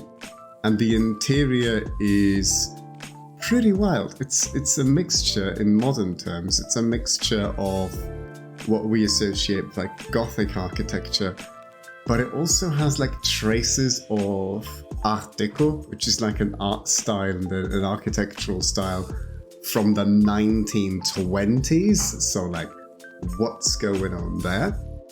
And this woman just enters the castle, declares, I want to be a doctor. I'm here for knowledge. And the owner of the castle, Dracula, appears. And he does all his vampire shenanigans that you would expect. He kind of snarls, he stalks around her, like he creeps from like shadow to shadow, closely gets closer to her. And then he appears behind this woman menacingly in a pose where I'm sure you could find similar things in Nosferatu, for instance, where you have shots that are just so evocative of, okay, yeah, this woman is about to be bitten. He makes a threat of himself. He's there and he's like, oh yeah, I'm big, I'm threatening, I'm a vampire. Huh. And she does not care. She does not care. She's just, yeah, so what? I know you're a vampire. You have knowledge, right? Like, you're ancient, you're old, you have a library, and you know science, and all these guys here, they don't know science. They're just a superstitious, religious bunch. I want to help people. You have knowledge. Make me your apprentice. She gets it. Like, she's a smart one. She gets it. I believe she does in fact get it, because they end up having a son. Anyway. I'm gonna keep that in. Sure. Yeah, so they hit it off pretty well. Dracula's impressed by this strong, independent woman knocking at his castle to willingly become a victim. No, he's not that kind of vampire, is he? He's different. He's intrigued by her. He's intrigued by the fact she's knocking and she wants knowledge, and like, she knows who he is. She knows what he is. She doesn't care, she just wants to learn, and he respects that. And he does offer her advanced medical knowledge that we then later see her use to actually save people. That's cool. And that's really neat. Like, we get to see this is doing good. And she kind of says, hey, can you not give humanity another chance, right? And she sort of acts as an ambassador for humanity in this sense, because, you know, she shows him humans can learn, they can understand this sort of stuff, they can do stuff to make the world better. And that's really neat. And he's warming up. And it's very much one of these stories, like you mentioned earlier, where she kind of brings she suppresses the more animalistic, the more monstrous parts of Dracula's personality, and lets him be this treasure trove of ancient knowledge, because of course he's immortal and he's lived basically forever, right? That's what's going on, and you're like, oh yeah, this could go somewhere, right? Now, if only this wasn't just the pilot episode and the very first scene we see, because in the next season we see her being burned at the stake as a witch, because of course. Humans! The worst bunch. And that happens later in the series, but we actually do get a flashback towards her arrest, where church officials come in because they've received a tip from somebody that she's doing the devil's work and yada, and they find like advanced contraptions in her house. Like, if you have ever seen these centrifugal spinners that they use in hospitals to to spin blood samples, she has one of those. And one of the clerics touches it and it starts to spin the blood vials, and everyone immediately freaks out. And she tries to explain to them in a very anachronistic way, hey, no, you guys don't get it. This is science. Let me just explain the science. And while I appreciate that, on the other hand, I think, wait, but like, wouldn't that freak you out a little more? Like, would you not get why they're freaked out? You speak like a very 21st century kind of person here, but I'll let it slide. Honestly, the way you introduced that with what they found, I was like, did she also suddenly have 1920s decor? Like the new carpet. Oh my god, it's a witch! Oh my god, this carpet! This is not... This carpet is fancier than the Pope's. This mirror doesn't have the ornaments that we're used to. What is this? It must not be. It's just like a normal freaking thing. It's like, no. This is like new art deco, and like this one is just we have a white room and it's all very nice looking. Witch? Yes, this is a style that is going to be invented in about 500 years, give or take. Just give it some time. Yeah, but no, the way she does that is kind of... Yeah. But it's sad. It's sad. Humans mistrusting that and just... Yeah, and it's at the core of what the series talks about, people just mistrusting each other, abusing power, like trying to preserve political power, staying in power. The church in this series is very corrupt, like very, very, very corrupt. Most church officials do not care too much about any of the religious goals they should be achieving, and more about, their own station, how well they're doing, if they're going to be archbishop next year or something like that. The church is almost cartoonishly evil in this. It is. Especially certain characters, but, it fits the setting, I suppose. And as Dracula's wife is then being burned at the stake, the only thing she does, pure soul as she is, she cries out for her fellow humans and basically screams into the void, don't hurt them, they don't understand, they don't know what they're doing, be better than them. Spoiler, he's not gonna be better than them. I mean, that's what you get for humanizing the monster. Vengeance is gonna happen. Yep. And he's just, when he finds out, essentially what's been happening is Dracula has been traveling the world at her request. Traveler. Now I want that on my desk.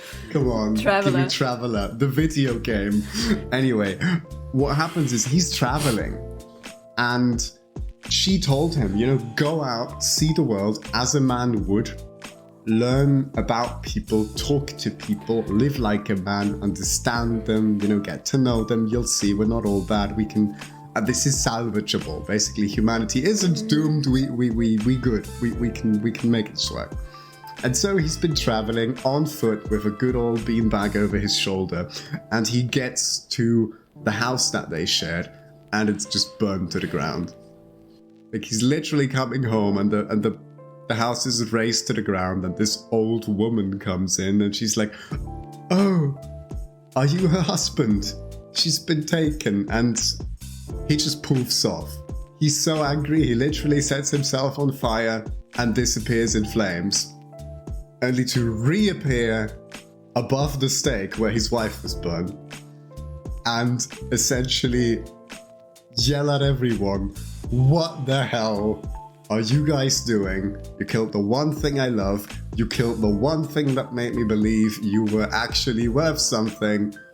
I'll give you a year and then I'll wipe you the hell out." Fair. And that's what he does. And the church is present there, like there's bishops and other church officials there. And the moment he shows up, they are like, "He was supposed to be a myth, a story made up by heretics." And even like the bishop goes, "No, you are not real, you are just a fiction." And Dracula's super angry at that. He goes, "A fiction? You take my wife and deny I even exist?" Like, he's not having any of it. And then we get a moment of introspection with him. And that's one of the cool bits about the show. Mm-hmm. We get so much introspection into Dracula's psyche. He is back in his castle, and he's just destroying his room. He's just destroying his own room in a fit of rage, and says, "Okay, I need an army. I'm going to summon an army from hell. I'll build this army over the year, then I'll go and just murder them." Right. And it's at this point that we are introduced to the son Dracula had with his wife, Alucard, which is Dracula spelled backwards. Very creative, I know. Sorry, I can't stop thinking about Loki's advisor from the comics who was called Equal. Oh well, not all advisors are made equal. So, when he first shows up, like Dracula's in his in dark robes, dark hair, brooding, angry, right? And Alucard just shows up all in white. Like he's lit with very harsh light from the back. He's clad in white, and the contrast couldn't be any stronger. And when Dracula says, "I'm gonna kill all of them next year," he just comes in and he's like, "No, you're not." And they have an argument about that, where Dracula says, "You know, the only reason I even tolerated this entire species was your mom existed. Now she's gone, so And Alucard is reasonable about this and is like, "Well, just find the guy who did it, right? Like, that shouldn't be too hard to kind of figure out, you know, who tipped them off, who actually did the Inquisition bit, who put her on the stake. Get that guy, maybe make an example out of him to, you know, make sure they don't do it again, that sort of thing. But, like, leave it at that, right? Just leave it at that." So they have this argument, and essentially Alucard tells him, "Dad, if you do this, if you raise this army, and if you come to like eradicate all of humanity, just like many people who are just as innocent as my mom, as your wife, are going to suffer and die." And Dracula's response is just, well, any one of them could have said no. Any one of them could have said, "Hey, maybe we shouldn't be burning this woman." And funnily enough, for a character who's been portrayed as so wise and like having so much knowledge, right? That's surprisingly naive. I do agree. It seems to follow a rather limited way of understanding the way humanity works. I mean, it disregards so many potential reasons that could cause for someone to remain silent.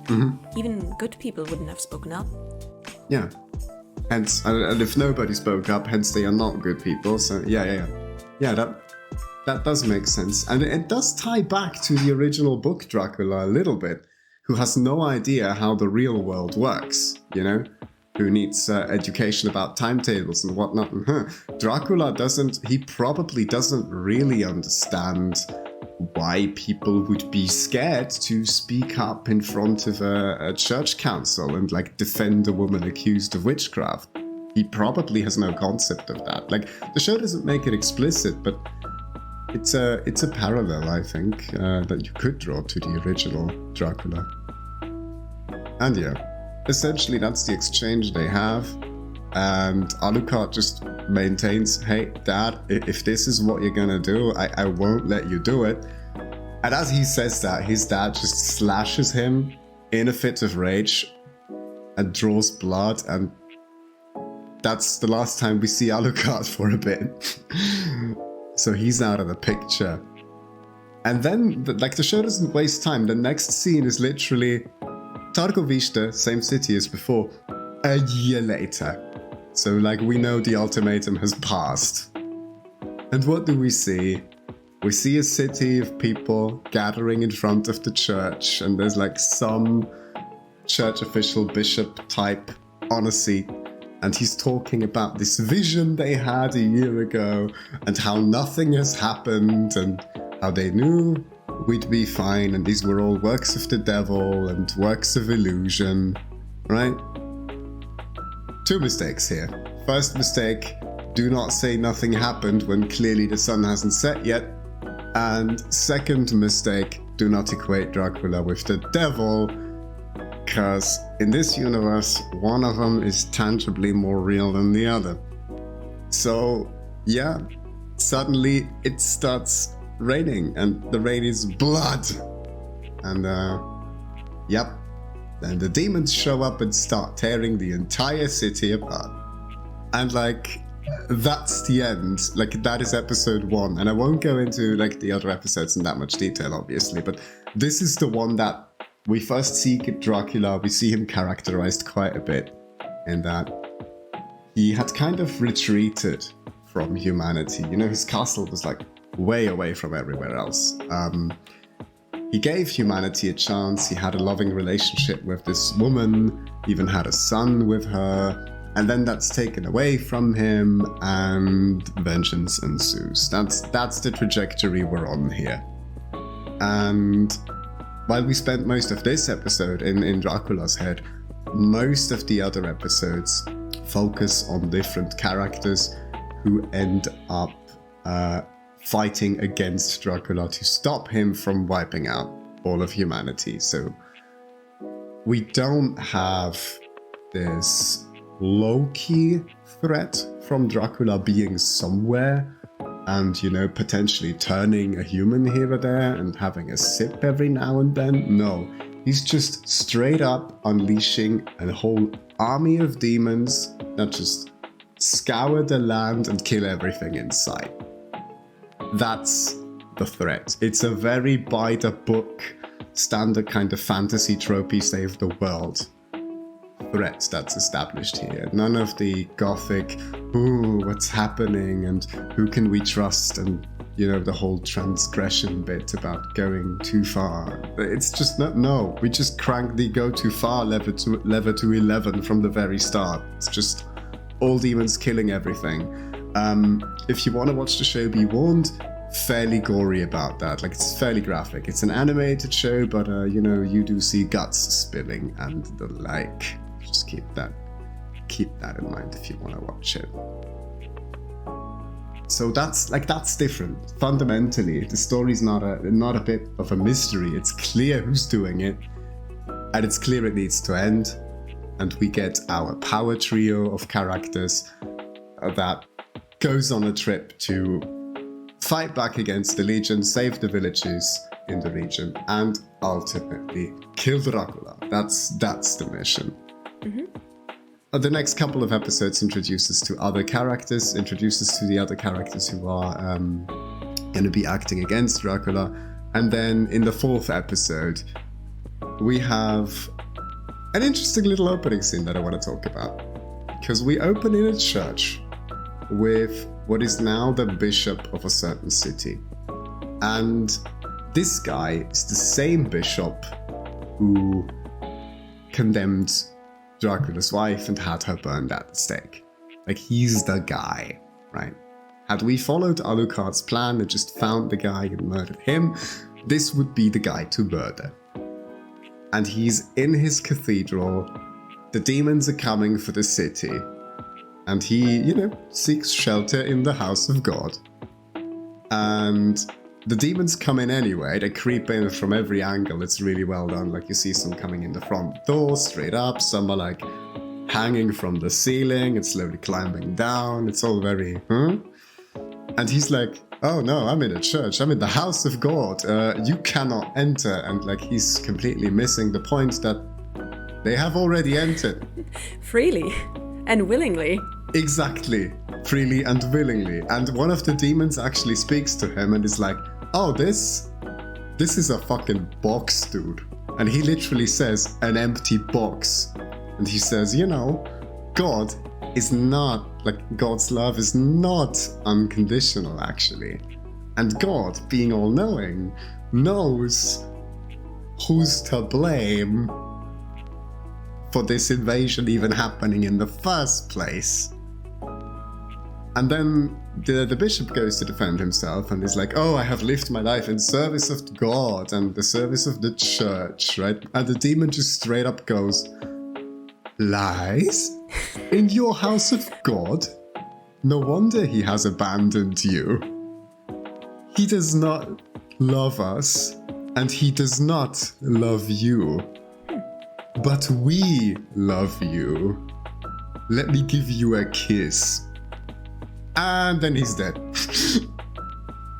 That's one hell of a scene.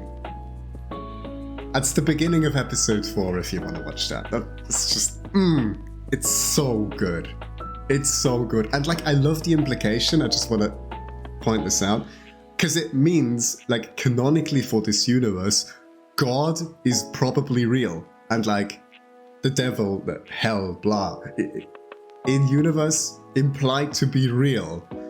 But, you know. It's a bit iffy. It's Dracula's decision to do vengeance, right?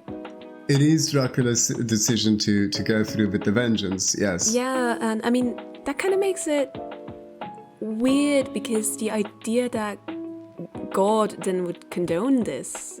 Yes, like, yeah, that's iffy. I very much agree. It kind of counteracts the whole autonomy of Dracula's decision and his fault in the whole thing.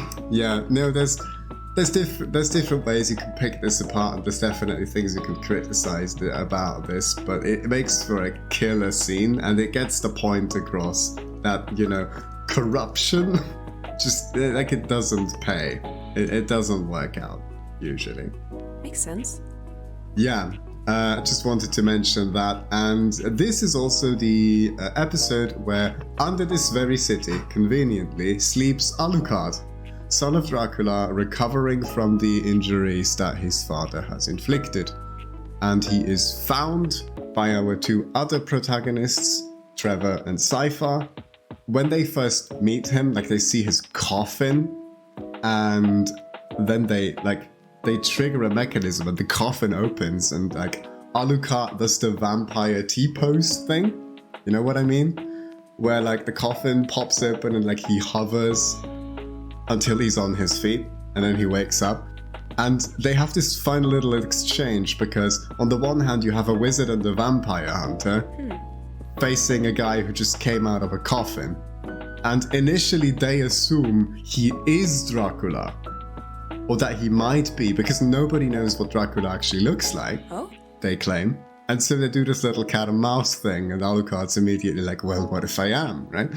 And he ends up fighting the two, essentially to test if they are worthy to accompany him on his grand crusade to end his father's shenanigans in his mother's name. Alucard's like, yeah, you'll do. All right, let's go kill my dad. That's essentially how they meet. And like, you could go into much detail about this trio and how they interact, but we don't really have time for that, and it's not a focus here as well. What is interesting is Alucard's characterization. He's essentially a teenager in the body of a grown-up. And he even mentions this at some point to Cypher in a conversation that they're having, where he's like, I literally aged very quickly. When I say I aged very quickly, I don't mean traumatic events happened in my past because my mom died. I mean physically I aged very quickly. Like, I look like I'm 20 something, 30, but like I'm actually like 16. And Cypher just goes, oh, that explains the teenage attitude so much. That makes so much sense. I don't blame you for picking fights with the other guy in the team. You're just a teenager. Got it. And it's kind of cute. I like to imagine that he's lying about this though. You know, to get the pity points. To get the pity points? Oh my god, yeah. The thing is that would kind of be in character. Another thing though. Yeah. Dracula really seems to be quite sad in this adaptation. Just he doesn't seem. He just seems so unhappy. Yes. It's tragic. Yeah, it gets worse as the seasons progress. Essentially at the beginning he's like, I'm gonna do this, right? And then by the end he's like, shit, I kinda the army's here, the other vampires are here. Pfft, whatever. Guess we might as well. That's kind of the trajectory he's on, but we're gonna get to that. That was actually gonna be my next point. We cut to Dracula and like the beginning season, let me just frame this. The first season is just 4 episodes, and it's just the first episode introduces Dracula, his wife, and like the inciting incident of her death. Right? Do we know her name? Lisa. The wife. Yeah, Lisa. I was, just hesitant about introducing too many names. But yes, Lisa is her name. And the other episodes of season 1 just introduce the other members of the cast, essentially.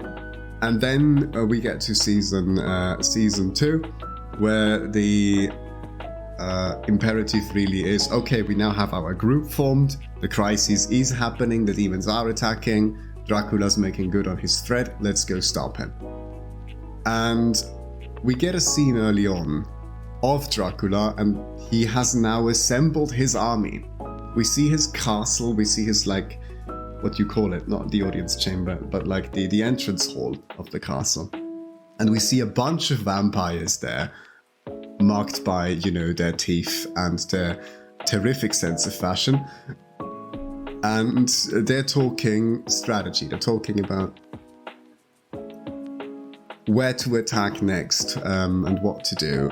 And the interesting thing is, and what is interesting about this crowd is that among all these vampires, there are 2 guys in pretty regal looking armor that are clearly human.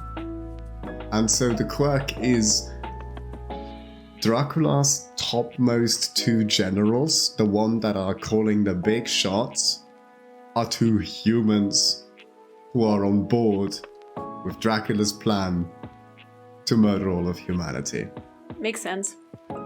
And some of the vampires are rather pissed at that. They're like, the fuck, why are you, like, you gather all these vampire nobles from everywhere, right? And we come at your call because you are mother flipping Dracula. We come at your call for this mission, and you give the top spots to 2 humans when what we're trying to do is murder the humans? What?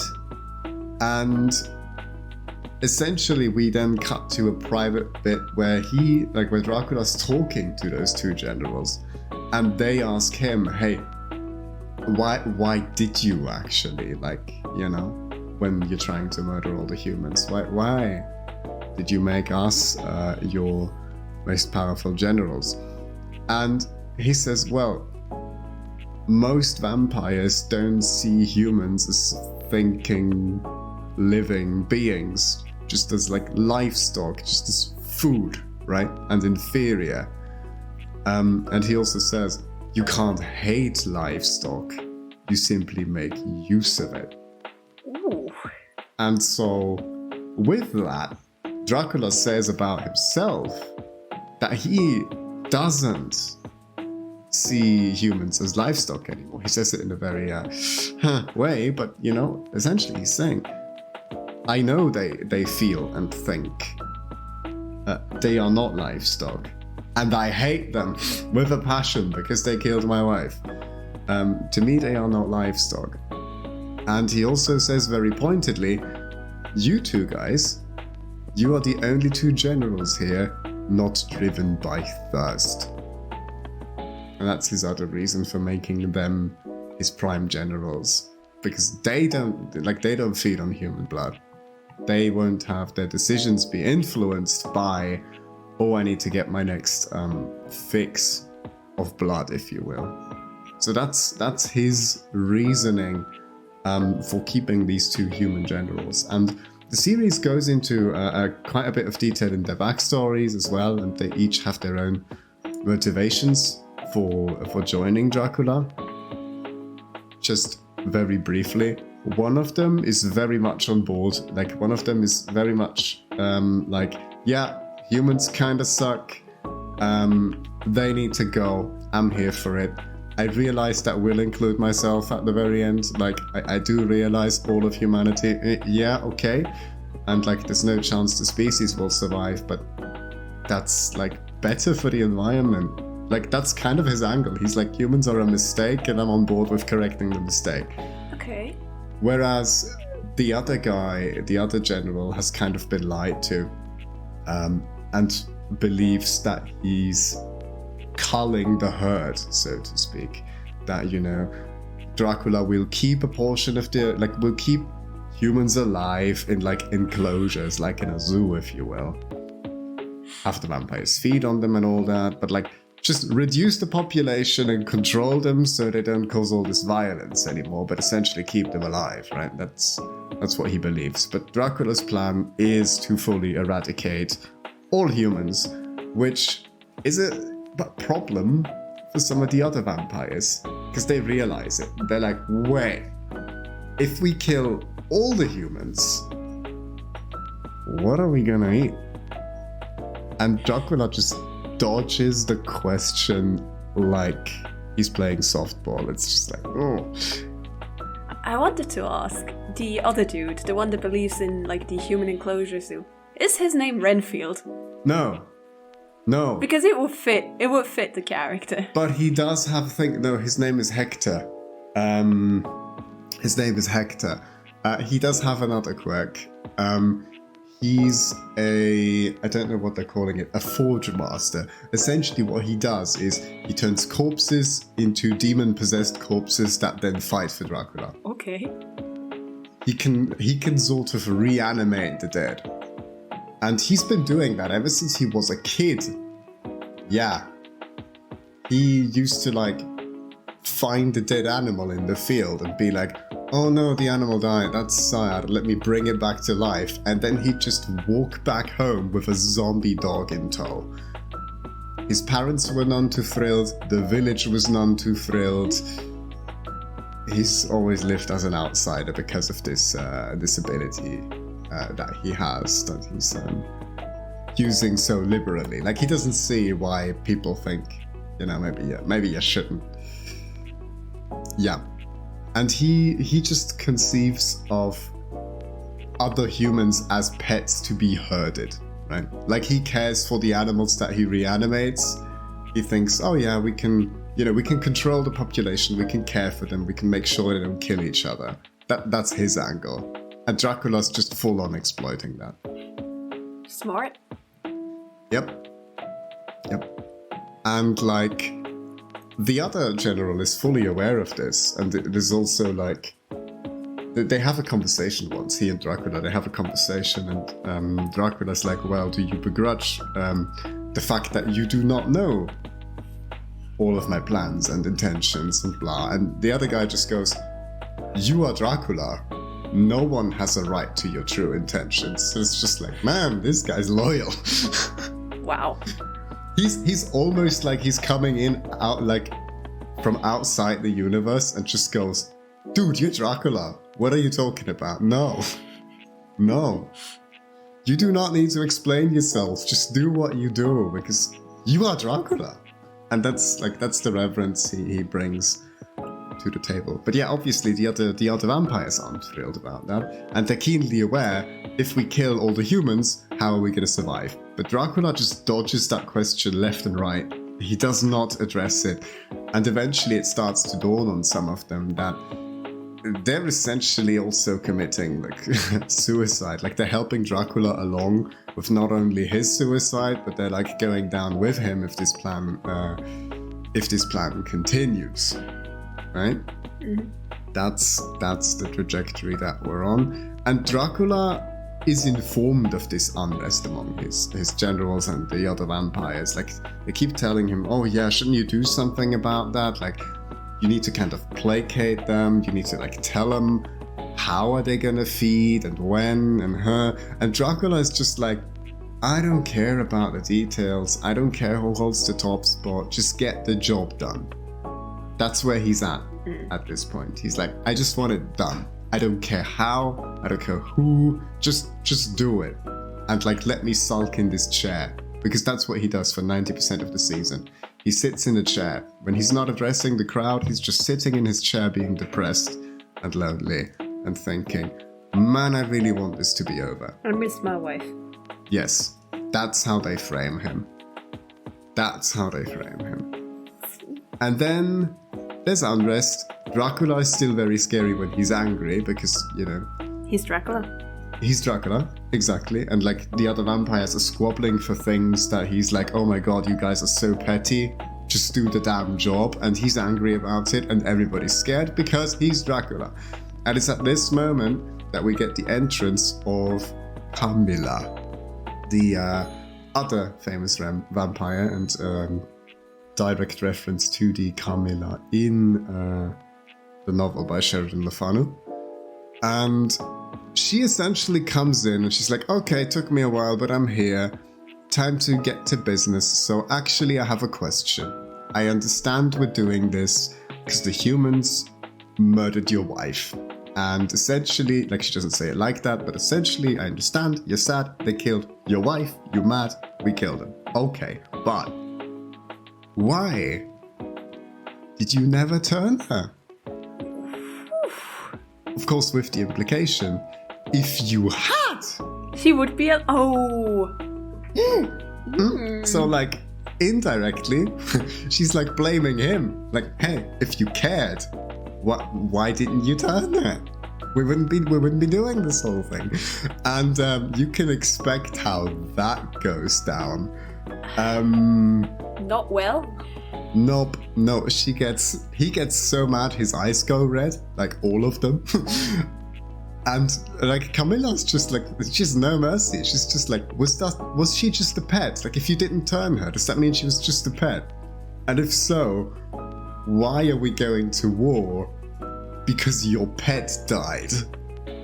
And that's the moment she comes in, you know? Like that's essentially the fifth sentence or so she says to him. And he does the thing where he's like, you, the library with me now. Mm-hmm. Right? And they go, and he's being the cautious dude again, you know, because, you know, other noble vampire just came in. And he's being rather cautious. He's like, that was a dramatic entrance. That's all he says. That was a dramatic entrance. And she says, it was not meant to disrespect you. It was intended to unsettle a room full of men. That's what she says. And that's the intro scene for Camilla. And it's pretty crazy. So she's very, very interesting in that regard. She knows what she wants and she's out to get it. Fascinating. I really liked that portrayal. Like, yeah. Just in general, I really like that portrayal of all the characters. It sounds really interesting and it gives them like a depth that we didn't have on the vampire side. It's like the typical like humanizing that we do in modern times of, again, the monstrous figure, instead of just going blah, evil, blah. It's questioning and motivations, and I mean, sometimes it's just they want food, but you know. Yeah, it's more than that. I mean, it's also that, but you know. And like a little later, we even get some backstory on Camilla, and I don't know how well that tracks with the book because I don't know the book.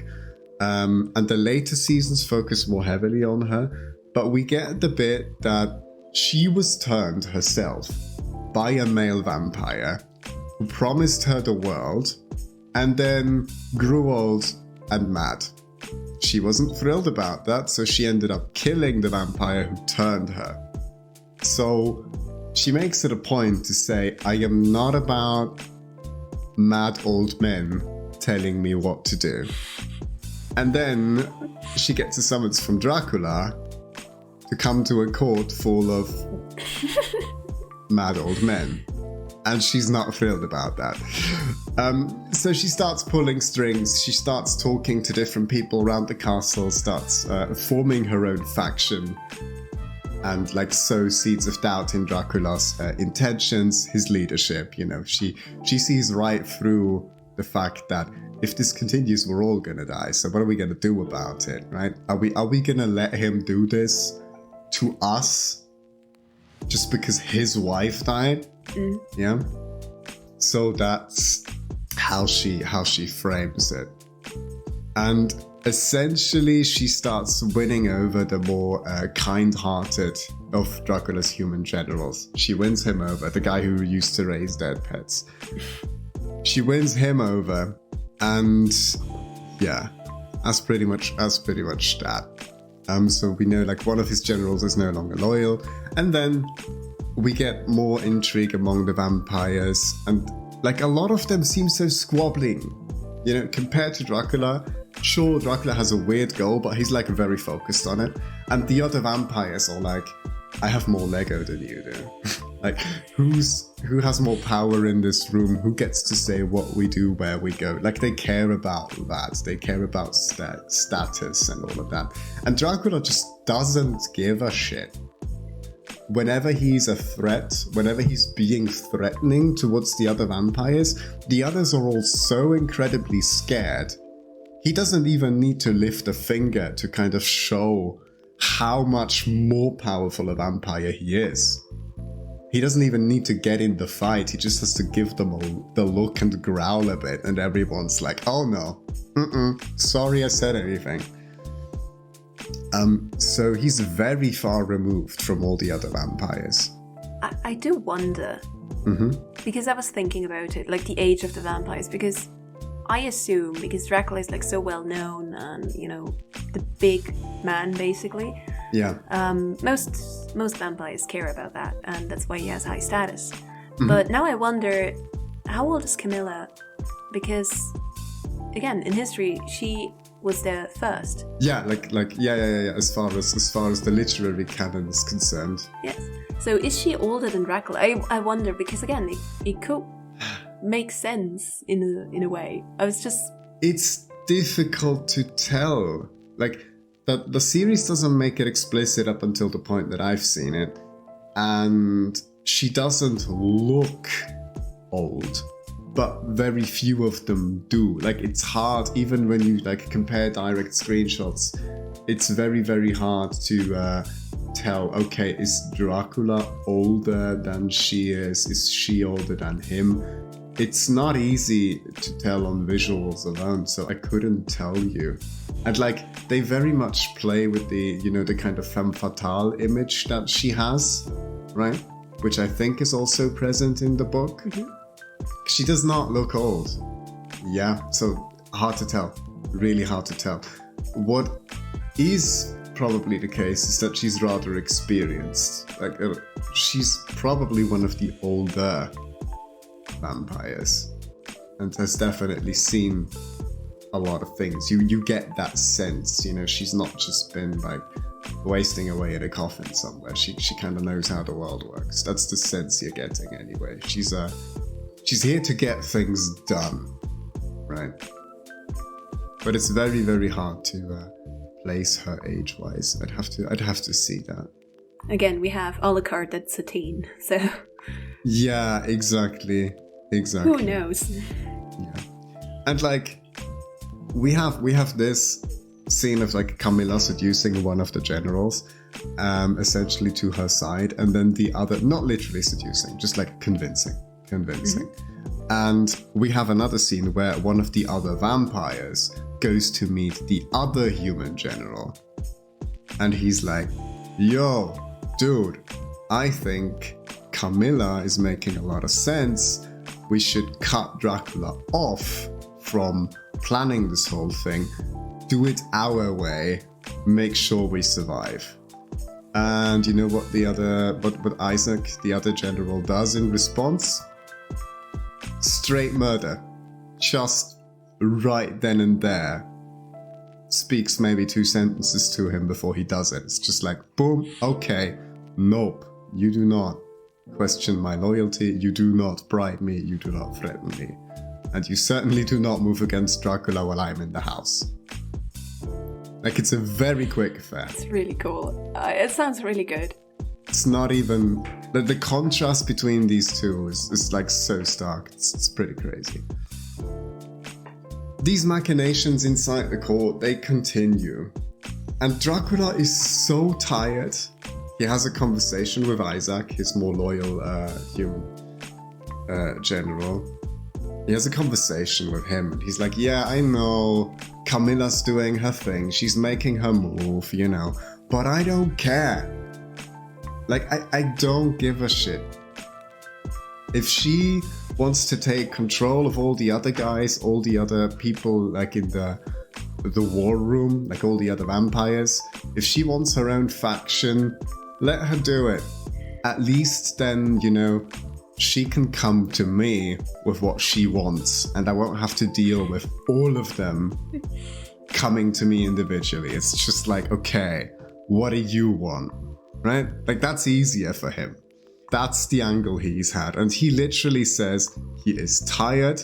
There was a time I would relish the details, but now he does not. He just wants it done. That is all of him in season 2. He just wants it done. And it's at this point that we get a flashback. After he says there was a time he would relish the details, we get a flashback, and he's narrating over it. He's saying, there was this town where 40 merchants had offended me, and I saw no reason to harm anybody else about those 40. And then he describes in vivid detail, and we see in vivid detail how he murders these 40 people and essentially stakes them, and he places a fire that burns down a lot of the village, gets a lot of people to flee, and then while people are fleeing, in that confusion, he like stalks through and just snatches and murders and feeds. He's a machine of death in that scene. It's hard to describe, but like, he's moving with intent, you know? It's like, okay, here, there, like, he's just moving through, and nothing can even touch him. And we see him feeding, and we see him enjoying the act of killing and feeding these people that have wronged him. And that's the most vivid we ever see him in this flashback. That is it. And we cut back to the sad guy in the chair. And like, that's who he was. That's who people think of. That's why people fear him, right? Neat little detail. Apparently, like, some sources say the series that they like, the place that they name drop in the series, the town with the 40 merchants. Some sources claim this town, 40 merchants, the historical blood made an example of these merchants, of these people, for disobeying him. Oh, okay. So that's a direct reference to an allegedly real occurrence. Tying it back together. That's interesting. I do like this. Tying it back together. I had to look it up, but like apparently, if I only checked Wikipedia for this, and always take that with a grain of salt. But there they do say that is one of the stories told about him. Not like with, oh, this totally happened, but it is one of the known stories about the historical figure that inspired Dracula. And I think that's a neat touch when they do it. And yeah, I don't have many more things that I want to get to, but I want to give one last glorious shout out to Camilla. Because Camilla manages to convince the generals, essentially, hey, listen, we are gonna head to this town, and when we are there, my forces will be there, they'll join us, they'll storm the castle, we'll dethrone Dracula, we'll do our own thing, right? That's the plan. I mean, if she mentions the plan, it's not going to work out. That's the rule of cool. That's the rule, exactly. It doesn't work out for very unforeseeable reasons, but it does not work out. But that is the plan, and she's convinced mostly everybody to follow along with it. And she's made steps to put it into motion. And then we get to a scene between Camilla and Hector, the other general she managed to turn to her side, right? I'm just gonna... It's a bit of a long quote, but it's a great quote. Dialogue between Hector and Camilla. Where she says, "I am in control, Hector." "You are?" And she says, "Yes. He could have done it," he being Dracula. "You could have done it. Any of the generals could have done it.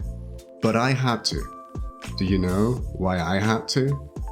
Because I am surrounded by children and animals and dying old men. There are perhaps 4 other women in this castle. They all glare from the edges, either disempowered by posturing man-children or too paralyzed by sheer fucking rage to do anything." That's what she says. And he replies, "And which am I? Child or animal? Puppy. Somewhere between the two." Aww. "I thought you wanted me to believe you respected me."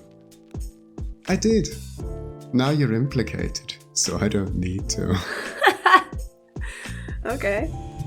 That's the exchange, and it's just, ouch. She thinks she's won. She's like no longer trying to charm Hector or like sugarcoat anything. It's like, no, I used you to get what I wanted, and like, no.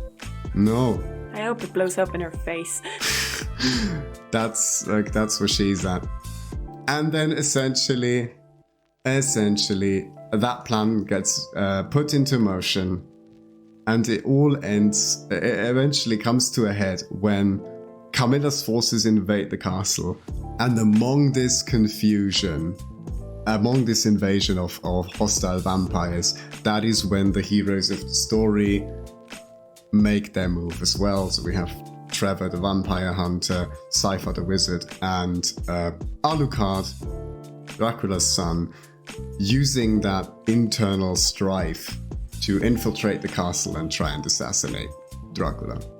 And when this whole confusion starts, Dracula is so angry, his eyes turn red, and so does the moon. I don't know how that works, but it's... his eyes turn red, the moon turns red, shit goes down. That's just how it works. The moon just knows for style points it needs to be red. Like it has to be red. If Dracula wants it to be red, it will be. Exactly.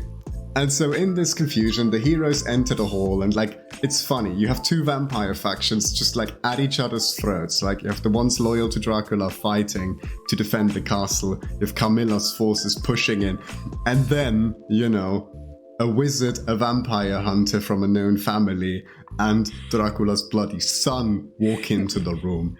Listening to My Chemical Romance. All the vampires are just like, "You fucking what, mate?" And they all round on them. Oh. Like, screw the petty squabbles. We hate these 3 guys, actually. And in a true spectacle of heroic fashion, they make short work of all these vampires. It's a cool scene. It's just our heroes doing awesome stuff, doing cool stuff. So they do Dracula's work again. Kind of. By getting rid of the issue that Dracula had that he didn't want to care about because he was like, it's too much of a hassle. And now his son did the work for him. And he didn't need to care about it. It was right? He was right. And so... Damn, leading the Black Parade, right? Isaac, at this point, the general who's loyal to him, goes to find Dracula, and he sees Alucard. He's like, "Oh no, I gotta report this to the boss," right? He goes to Dracula and he's like, "Okay, listen, here's the score. We're being invaded by Camilla's forces. Also, your son is here. He has a vampire hunter and a wizard with him. Maybe you should go," right? And Isaac essentially leads Dracula to a room and is like, I'm gonna defend you here. Dracula needs none. They will not get past me, right? I will throw my life away for you if it needs to be, but you are Dracula. You have all this knowledge and like you could do so much for the world, and like you do not get to die. And in that moment, right before the heroes make it to Dracula, Dracula's like, yeah, you know, I've got knowledge here in books and stuff, but you are kind of something special. Like you would lay down your life for me, an immortal creature, while you yourself are mortal. And you know I want to kill your entire race, but you are still so loyal to me. You would actually die for me. And he throws him into a magic mirror to make him disappear. I was about to say, he's gonna die or vanish. Yeah, he makes him vanish, and of course Isaac has an absolute, like for a second he doesn't realize what's happening, because Dracula's strong enough to just grab him by like his coat and just throw him through a portal that he has, because of course he has one. He just throws him through, and by the time Isaac even realizes what's happened, he's like screaming at Dracula not to do it. And the portal closes. It is kind of a moment of compassion again, like which we haven't seen. It is, yeah, very much. After many horrible things, but basically Isaac, you said, kind of was a good example of a good human being, even though he was doing horrible things. Exactly. It's absolutely fascinating. Yeah, it's very fascinating. And like if you ever watched the show, or if you want to look at how humanity is portrayed, like you get a lot of nuance out of these two human generals that are very different from each other, but like to have two humans in such an extreme setting, it just does interesting things. I highly encourage anyone who thinks this sounds interesting to give that a shot, because oh yeah, good stuff. So he throws him through the portal, and that's when the heroes show up. Like basically right after he threw him through that's when Alucard comes in, and he says, "Father, your war is over. It ends in the name of my mother." And Dracula replies, "It endures in the name of your mother." They literally go, father, son, then they say that. And then they start fighting, and that's just it. Yep. That's how that goes. They start fighting immediately. Dracula is kind of enjoying the fight. Like he's letting loose for the first time in a while. And they are having a pretty big fight. And it's just, you know, Cypher's throwing spells. Trevor tries doing vampire hunter shit. And Dracula's like, I am not like other vampires. You're like petty human magics and stuff. They can't touch me. And like if you watch the fight, it's really just Alucard and Dracula fighting. And Cypher and Trevor, like the vampire hunter and the wizard, are just mildly inconveniencing Dracula at best. And like creating distractions so Alucard can do his thing. But like Dracula doesn't even care about the other two. It's a good scene. It's a good scene. And then at some point during that fight, Alucard grabs a stake. The wooden kind, mind you. And Dracula just laughs at that and says, "You mean to stake me?"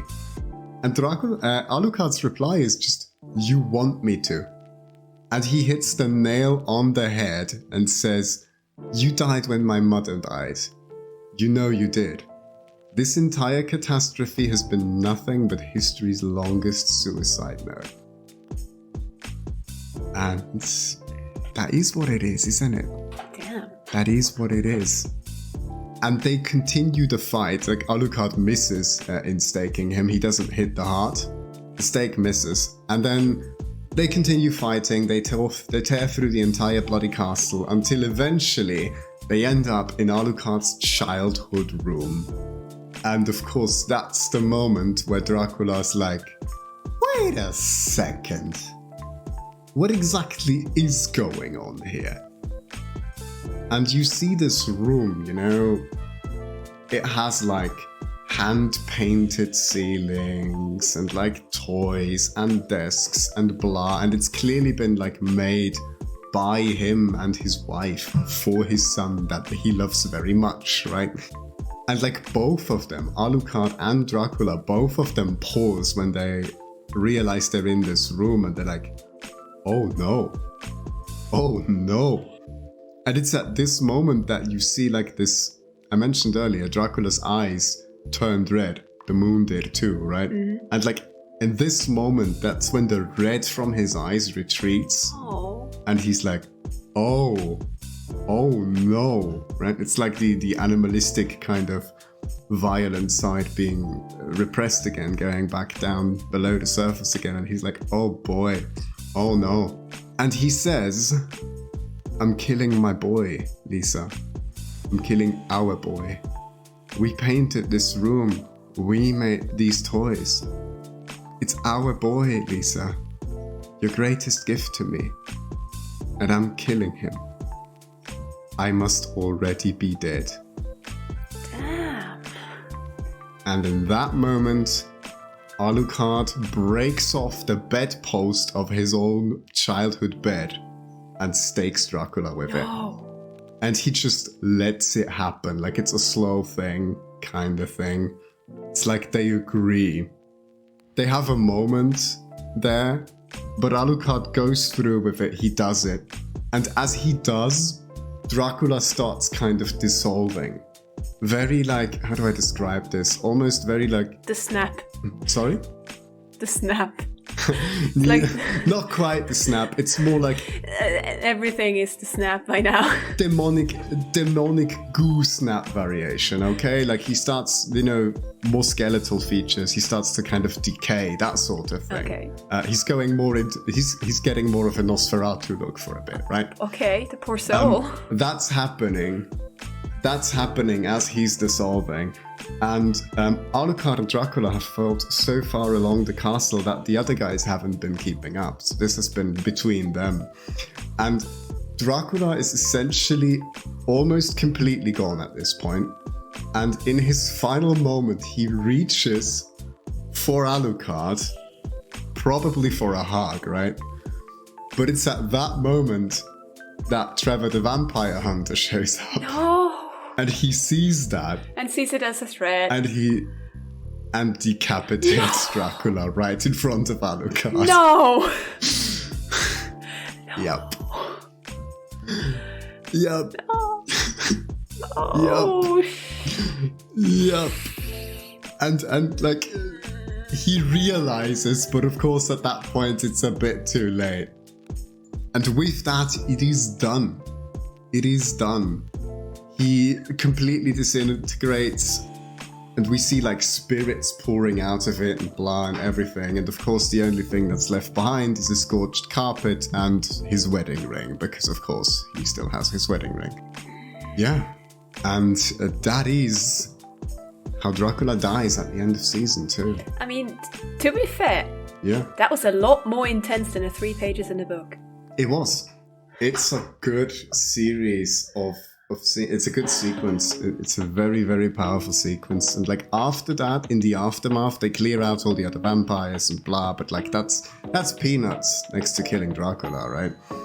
Alucard's just going through the castle later, and he's just, looking at all the stuff they destroyed. He's going through the library and where all the science appliances used to be and all that.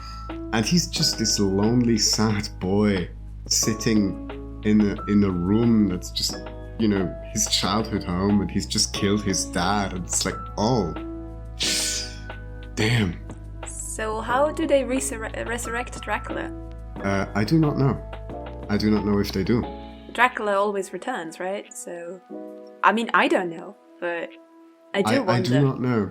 I could not get my hands on the last 2 seasons of the show at this point, and I wouldn't have had the time before this podcast anyway to watch them too. I do not know. I know that the next seasons focus a little more on Camilla. I know that he makes a reappearance, but like it's unclear, I believe, if dream sequence, memory, blah shenanigans are going on, or if he's really still out there. I don't know. That's just stuff I've read about the whole bit, not what I've seen myself. This is as far as I've seen the show. I need to check out the show. It just paints this incredibly humanizing picture of this still very terrifying supernatural being, but you know, he's just had so enough of everything, which is such a mood, am I right? It's so relatable. I was about to say. Take care of your mental health, guys. Drink your coffee. But yeah, no, it hits. It really does. It showcases the duality of, yes, he can be this terrifying supernatural monster, but he also does feel quite a lot, actually. And yeah, it's an interesting case study because it's so different, right? It's so different from just the snarling out of the shadows kind of menace that we see in the book, for instance, like in the original Dracula novel. He gets so much more personality and character, and it's interesting. I wonder why we actually do that. You know, he would have been perfectly serviceable as a monster, if you will, but we've made him more relatable. I mean, you have that a lot. Mm-hmm. If you look at the modern way horror depicts monsters, like there's always kind of a humanizing element, like there's more motivation, more vengeance, more like personality to those people, basically, instead of just being a random ghoul, a random zombie. Like there's a lot more history behind it, and again, there's like this tendency to make it tragic. And I mean, we've kind of touched upon this in the sense that, you know, a lot of the other vampires in the show are just other vampires, but this is Dracula, right? So yeah, I suppose that makes sense with what you're saying. Like, you have this entire legacy of the character, and, or should we say, of these characters that make up Dracula in the popular conscious, and yeah, they really do Suck? paint an interesting and tragic picture here. No, yeah, true. Vampires, right? Oh yeah. Also, fun fact, at one point Camilla remarks that Dracula's just sitting in his chair and he's looking not so great, the implication being he hasn't been feeding. So we have a case here of he's intentionally letting himself go, because he also knows that once this whole thing is dead, like all this thing is done, all the humans are dead, I'll die too, right? So why bother keeping up your strength? So when he was doing all the fierce fighting later down the line with Alucard and stuff, like he wasn't near his prime in terms of fighting capabilities either. And of course, he didn't really care at that point. I was about to say. It's not like he wanted to kill his son.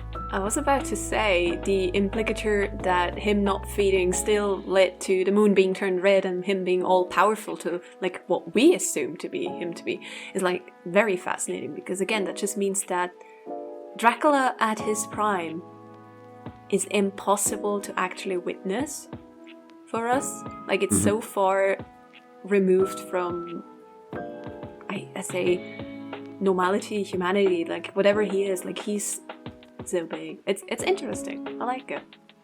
Yeah, and that's a sense the show very much gives you, also in comparison with the other vampires. You know, he's not the snarling pure evil, no nuance character, but he is very different from the other vampires. He has this.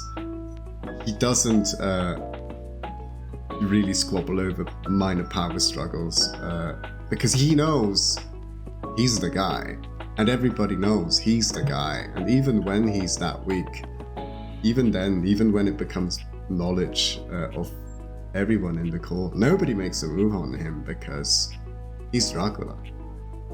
I'm just fascinated. It sounds like such a good show. Yeah, Yeah, you should watch it. You all should watch it. Everyone should watch it. It's really good. Yes, everybody should watch it. At least the first 2 seasons. Like, if all you care about is what I just described and a bit more than that, then the first 2 seasons will already give you quite a bit to tackle. And I would like to watch the following seasons myself, just because I know they're going to dive into Camilla, and Camilla has been such an interesting presence as well in this show. Very feminist in a very entertaining and interesting way. We look at vampires and we go, if evil, why hot? And the answer is because it's not Nosferatu. Yeah, because not Nosferatu. No, it's great. There are so many interesting vampire characters, not just Dracula overall in like more modern adaptations, but they're all based on him. And I mean, as you said, like the presence of the character alone in a piece, it's enormous. If it's like, oh, we have to fight a vampire, it's a vampire. If it's we have to fight Dracula, it's like, oh, you're in trouble. And I like that. You have just absolutely raised the stakes and hopefully also sharpened them. And if not, you need to get a bedpost from a childhood's room. Oh, damn. Damn. No, but it was lovely to talk about Dracula. It was. We should do this again sometime. Oh, we should? Luckily, I've heard we have a podcast. Do we now? I believe we are in fact recording this. This is like too meta for me. These 2 meta, 5 me. Yeah, right. Too meta. You have anything you want to add? Any closing remarks? Yes, I'm gonna play some Baldur's Gate and, gonna chat with Astarion, like my vampire guy who has a tragic past and suffers and is on like a power trip because he needs to feel in control. Oh, relatable. Fair. Cool, yeah, enjoy that. I think with that, we're wrapping up our very first podcast episode. Thank you so much for listening, everybody. We hope you enjoyed it, and maybe we have even inspired you to read or watch some of the stuff we talked about. If you did enjoy it, consider rating and sharing this podcast. Most of all, consider coming back for the next episode. Until you do, I've been Sherigan. I'm Mischief. And I do not have a part for this. We'll see you guys next time. Bye.